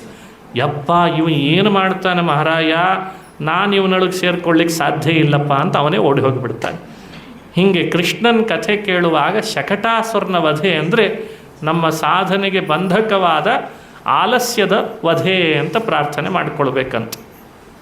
ಹಾಗೆ ತೃಣಾವರ್ತ ಬಂದ. ತೃಣಾವರ್ತ ಯಾವುದರ ಪ್ರತೀಕ? ಅವನು ಸುಂಟ್ರ ಗಾಳಿ ಅಂತ ಹೇಳ್ತದೆ. ಎಲ್ಲರ ಕಣ್ಣಿಗೆ ಮಣ್ಣೆರಚಿ ಎಲ್ಲರ ಕಣ್ಣು ಮುಚ್ಚೋ ಹಾಗೆ ಮಾಡಿ ಕೃಷ್ಣನ ಆಕಾಶಕ್ಕೆ ಹೊತ್ತೊಯ್ದು ಕೊಲ್ತೇನೆ ಅಂತ ಪ್ರಯತ್ನಪಟ್ಟ, ಅವನೇ ಸತ್ತೋದ. ತೃಣಾವರ್ತನ ಸಂಹಾರದ ಕಥೆ ಹೇಳಿ ನಮಗೊಂದು ತಿಳುವಳಿಕೆ ಕೊಡ್ತಾರೆ. ಇವತ್ತು ಬಹಳ ವಿಷಯಗಳಲ್ಲಿ ನಮಗೆ ತೃಣಾವರ್ತನ ಆಕ್ರಮಣ ಆಗಿದೆ. ಸುತ್ತಿ ಸುತ್ತಿ ಬರೋದು ಅಂತ ಅರ್ಥ. ಸುಂಟ್ರ ಗಾಳಿ ಸುತ್ತಿ ಸುತ್ತಿ ಬರ್ತದೆ ಅಂದರೆ ಭ್ರಮೆ ಅಂತ ಅರ್ಥ. ಈ ಭ್ರಮೆ ಇದೆಯಲ್ಲ ಮನುಷ್ಯನಿಗೆ ಬಹಳ ವಿಷಯಗಳಲ್ಲಿ ಬರ್ತದೆ. ಕೆಲವರು ಹೀಗೆ ಮಾಡಲೋ ಹಾಗೆ ಮಾಡಲೋ, ಬೆಳಗ್ಗೆಯಿಂದ ಇದೆ ಎಲ್ಲ ವಿಷಯದೊಳಗು. ಈ ಅಡುಗೆ ಮಾಡಲೋ ಆ ಅಡುಗೆ ಮಾಡಲೋ, ಯಾವುದೋ ಒಂದು ಮಾಡಿದರೆ ಬೇಗ ಮುಗಿದೋಗ್ತಿರ್ತದೆ. ಇಲ್ಲ ಅದನ್ನು ಮಾಡಲೋ ಇದನ್ನು ಮಾಡಲೋ, ಈ ಬಟ್ಟೆ ಹಾಕ್ಕೊಳ್ಳೋ ಆ ಬಟ್ಟೆ ಹಾಕ್ಕೊಳ್ಳೋ, ಇದನ್ನು ಕುಡಿಲೋ ಅದನ್ನು ತಿನ್ನಲೋ. ಅರೇ, ಬೆಳಗ್ಗೆಯಿಂದ ಇದೇ ಭ್ರಮೆ ಒಳಗಿದ್ದು ಬಿಟ್ಟರೆ ಇದಕ್ಕಿಂತ ದೊಡ್ಡ ಸುಂಟ್ರ ಗಾಳಿ ಮತ್ತೊಂದಿಲ್ಲ ಅಂತ ಅರ್ಥ. ಮನುಷ್ಯ ಮೊದಲು ನಿಶ್ಚಯ ಮಾಡ್ಕೊಳ್ಳೋದನ್ನು ಕಲಿಬೇಕಂತ. ಸಂಶಯ ಬರ್ತದ ಹತ್ರ ಅನ್ನೋ ಪುರುಸತ್ತಿಲ್ಲದೆ ನಿಶ್ಚಯ ಮಾಡಬೇಕಂತ ಎಲ್ಲ ವಿಷಯದಲ್ಲಿ. ಇದು ಬರೀ ನಾನು ಅಡುಗೆ ವಿಷಯದಲ್ಲಿ ಹೇಳ್ತಿದ್ದೇನೆ ಅಂತ ಭಾವಿಸಬಾರ್ದು. ತನ್ನ ಬದುಕಿನುದ್ದಕ್ಕೂ ಅದಕ್ಕೆ ಇಂಗ್ಲೀಷ್ನಲ್ಲಿ ಬೋಲ್ಡ್ ಸ್ಟೆಪ್ ಅಂತ ಕರೀತಾರೆ. ಬೆಳಗ್ಗೆ ಎದ್ದು ಕೂಡಲೇ ನಾನು ಇವತ್ತು ಈ ಕೆಲಸವನ್ನು ಮಾಡೇ ಮಾಡ್ತೇನೆ, ಅಲ್ಲಿ ಯಾರೇ ತಲೆ ಹಾಕಿದರೂ ಅವರನ್ನು ನಾನು ಸೇರಿಸಲ್ಲ. ನನ್ನ ಬದುಕು ನನ್ನ ಶ್ರೇಯಸ್ಸಿಗೆ ನಾನು ಮಾಡಬೇಕಾದ ಕೆಲಸ ಮಾಡೇ ಮಾಡ್ತೇನೆ. ಅದು ಧರ್ಮ ಇರ್ಬೋದು ಅಥವಾ ಕರ್ತವ್ಯ ಇರ್ಬೋದು, ಅವುಗಳ ವಿಷಯದಲ್ಲಿ ಯಾವತ್ತೂ ಭ್ರಮೆಗೊಳಗಾಗಬಾರ್ದು. ಆ ಭ್ರಮೆ ಮನುಷ್ಯನನ್ನು ಅಧಃಪತನಕ್ಕೆ ಕಾರಣ ಆಗ್ತದೆ. ಅದಕ್ಕೆ ಕೃಷ್ಣ ಭಗವದ್ಗೀತೆಯಲ್ಲಿ ಹೇಳ್ದ, ಯಾರು ಭೂಮಿಯಲ್ಲಿ ಅಧಃಪತನಕ್ಕೆ ಕಾರಣ ಯಾರು ಹೋಗ್ತಾನೆ ಅಂದರೆ ಸಂಶಯಾತ್ಮ ವಿನಶ್ಯತಿ ಅಂತಂದು. ಅತಿ ಹೆಚ್ಚು ಸಂಶಯ ಪಡ್ತಾನಲ್ಲ, ಅತಿ ಹೆಚ್ಚು ಮನುಷ್ಯ ಸಂಶಯ ಪಡ್ತಾನೆ, ಅವನು ಭೂಮಿಯಲ್ಲಿ ಬೀಳ್ತಾನೆ. ಭ್ರಮೆಗೊಳಗಾಗ್ತಾನೆ, ಅವನು ಭೂಮಿಯಲ್ಲಿ ಬೀಳ್ತಾನೆ. ಹಾಗಾಗಿ ಆ ಚರಿತ್ರೆಯನ್ನು ಸಂದೇಶವಾಗಿ ಚಿಂತನೆ ಮಾಡ. ತೃಣಾವರ್ತ ಅಂದರೆ ಭ್ರಮೆ. ಮನುಷ್ಯರಿಗೆ ಭ್ರಮೆ ದೂರ ಆಗಬೇಕಾದ್ರೂ ಕೃಷ್ಣನ ಕಥೆ ಕೇಳಬೇಕಂತ. ಈಗ ನಡೀತಾ ಇರುವ ಮಾಸ ಯಾವುದು? ಪುರುಷೋತ್ತಮ ಮಾಸ. ಪುರುಷೋತ್ತಮನನ್ನು ಹೇಳುವ ಯೋಗ ಭಗವದ್ಗೀತೆಯಲ್ಲಿ 15ನೇ ಅಧ್ಯಾಯ. ಅಲ್ಲಿ ಒಂದು ಮಾತು ಹೇಳ್ತಾರೆ, ಮತ್ತ ಸ್ಮೃತಿರ್ಜ್ಞಾನಮಪೋಹನಂಚ ವೇದೈಶ್ಚ ಸರ್ವೈರಹಮೇವ ವೇದ್ಯ ವೇದಾಂತ ಕೃದ್ವೇದ ವಿದೇವ ಚಾಹಂ. ದೇವರು ಎಷ್ಟು ಉಪಕಾರ ಮಾಡಿದ್ದಾನೆ ಕೃಷ್ಣ. ಸ್ಮೃತಿ ಅಂದರೆ ಸ್ಮರಣ ಶಕ್ತಿ ನಮಗೆ ಕೊಟ್ಟಿದ್ದಾನೆ. ದೇವರು ಕೊಟ್ಟ ದೊಡ್ಡ ಉಡುಗೊರೆ ಇದು. ಯಾವತ್ತೂ ನಾಶ ಆಗಿಲ್ಲ ನಮಗೆ ಸ್ಮರಣ ಶಕ್ತಿ ಕೊಟ್ಟ. ಸ್ವಲ್ಪ ಯೋಚನೆ ಮಾಡಿ ನೋಡೋಣ, ನಮಗೆ ಈ ನೆನಪು ಅನ್ನೋದೇ ಇರಲಿಲ್ಲ ಅಂತ ಆದರೆ ಏನೆಲ್ಲ ಆಗ್ಬೋದು ಹೇಳಿ. ಮನೆ ಸದಸ್ಯರು ಯಾರು ನಮಗೆ ನೆನಪೇ ಇಲ್ಲ. ಗಂಡ ಬಂದದ್ದು ನೀವು ಯಾರು? ಗಂಡನಿಗೆ ಹೆಂಡತಿ ನೆನಪಿಲ್ಲ, ನೀನು ಯಾರು ಅಂತ ಆತ ಕೇಳ್ಬಿಡ್ತಾನೆ. ಮಕ್ಕಳು ನೀನು ಯಾರು ಹಿಂಗೆ ಕೇಳಲಿಕ್ಕೆ ಶುರು ಮಾಡಿದರೆ ಹೇಗಾಗ್ಬೋದು ಯೋಚಿಸ್ರಿ. ಕೆಲವೊಮ್ಮೆ ಲೋ ಬಿ ಪಿ ಆದಾಗ ಹಾಗಾಗ್ತದೆ ಅಂತ ಡಾಕ್ಟ್ರ್ ಹೇಳ್ತಾರೆ. ಈ ಲೋ ಬಿ ಪಿ ಅಂತ ಆಗಿಬಿಡ್ತದೆ, ಎದುರುಗಡೆ ಇದ್ದವ್ರು ಯಾರು ಅಂಥೇಳಿ ಕಂಡು ಹಿಡಿಲಿಕ್ಕಾಗಲ್ಲ, ನೆನಪಿನ ಶಕ್ತಿ ಹೋಗಿಬಿಡ್ತದೆ. ಆ ಲೋ ಬಿ ಪಿ ಆದಾಗ ಆಗೋದು ಯಾವಾಗಲೂ ಆದರೆ ಏನಾಗ್ತಿತ್ತು ಹೇಳಿ, ಯಾರಿಗೂ ನೆನಪಿಲ್ಲ. ಊಟ ಮಾಡಿದ್ನೋ ಇಲ್ಲವೋ ಗೊತ್ತೇ ಇಲ್ಲ, ಯಾಕೆ ನೆನಪೇ ಇಲ್ಲ. ಕೃಷ್ಣ ಅಂದ, ಕಾಲ ಕಾಲಕ್ಕೆ ನಿನಗೆ ಸ್ಮರಣ ಶಕ್ತಿ ನಾನು ಕೊಡ್ತೇನೆ ಅಂತ ಅನ್ನಂತ. ಎಷ್ಟು ಇಂಪಾರ್ಟೆಂಟ್.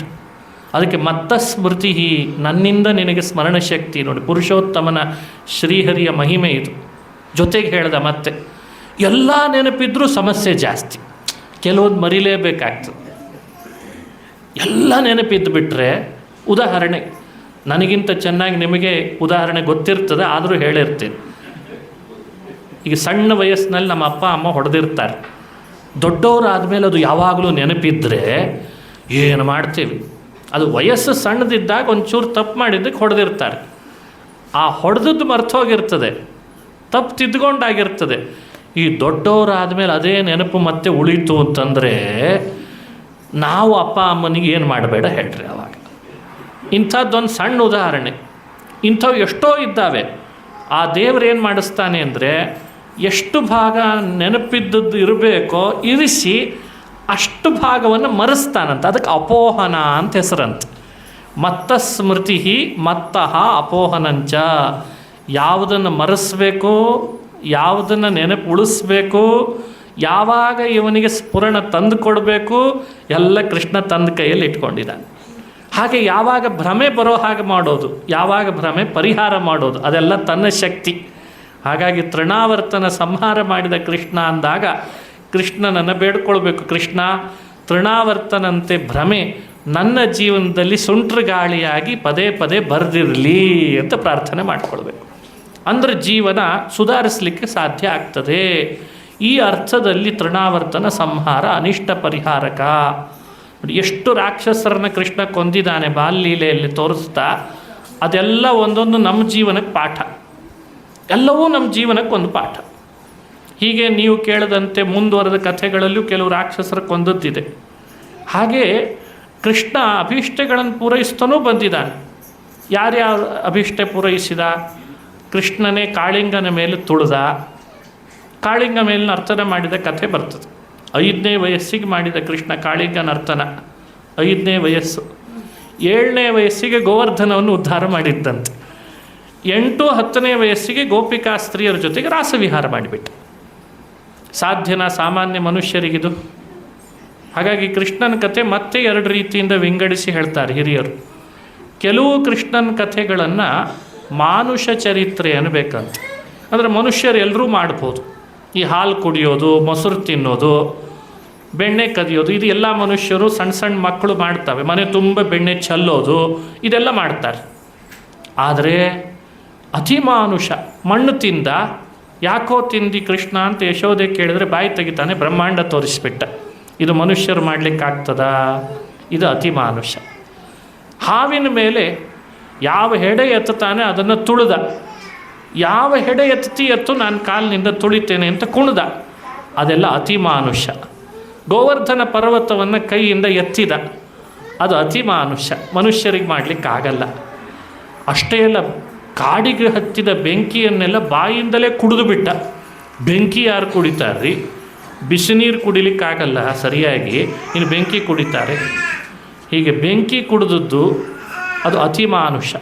ಹಾಗಾಗಿ ಕೃಷ್ಣನ ಕಥೆಯನ್ನು ಮಾನುಷ, ಅತಿಮಾನುಷ ಅಥವಾ ಇಷ್ಟಪ್ರಾಪಕ, ಅನಿಷ್ಟ ಪರಿಹಾರಕ ಅಂತ ಹೀಗೂ ಕೂಡ ವಿಭಾಗ ಮಾಡಿ ತಿಳಿಸ್ತಾರೆ. ಇವತ್ತು ಪ್ರಾರಂಭ ಮಾತ್ರ ಮಾಡಿದ್ದೇನೆ.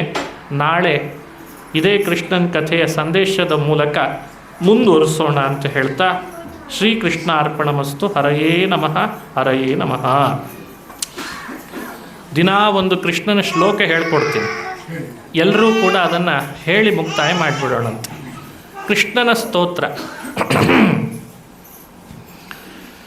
5 ಬಾರಿ ನಾನು ಹೇಳ್ತೇನೆ, ನೀವು ಅದನ್ನು ಹೇಳ್ರಿ. ಕೃಷ್ಣಾಯ ಯಾದವೇಂದ್ರಾಯ ಜ್ಞಾನಮುದ್ರಾಯ ಯೋಗಿನೇ ನಾಥಾಯ ರುಕ್ಮಿಣೀಶಾಯ ನಮೋ ವೇದಾಂತವೇದಿನೇ.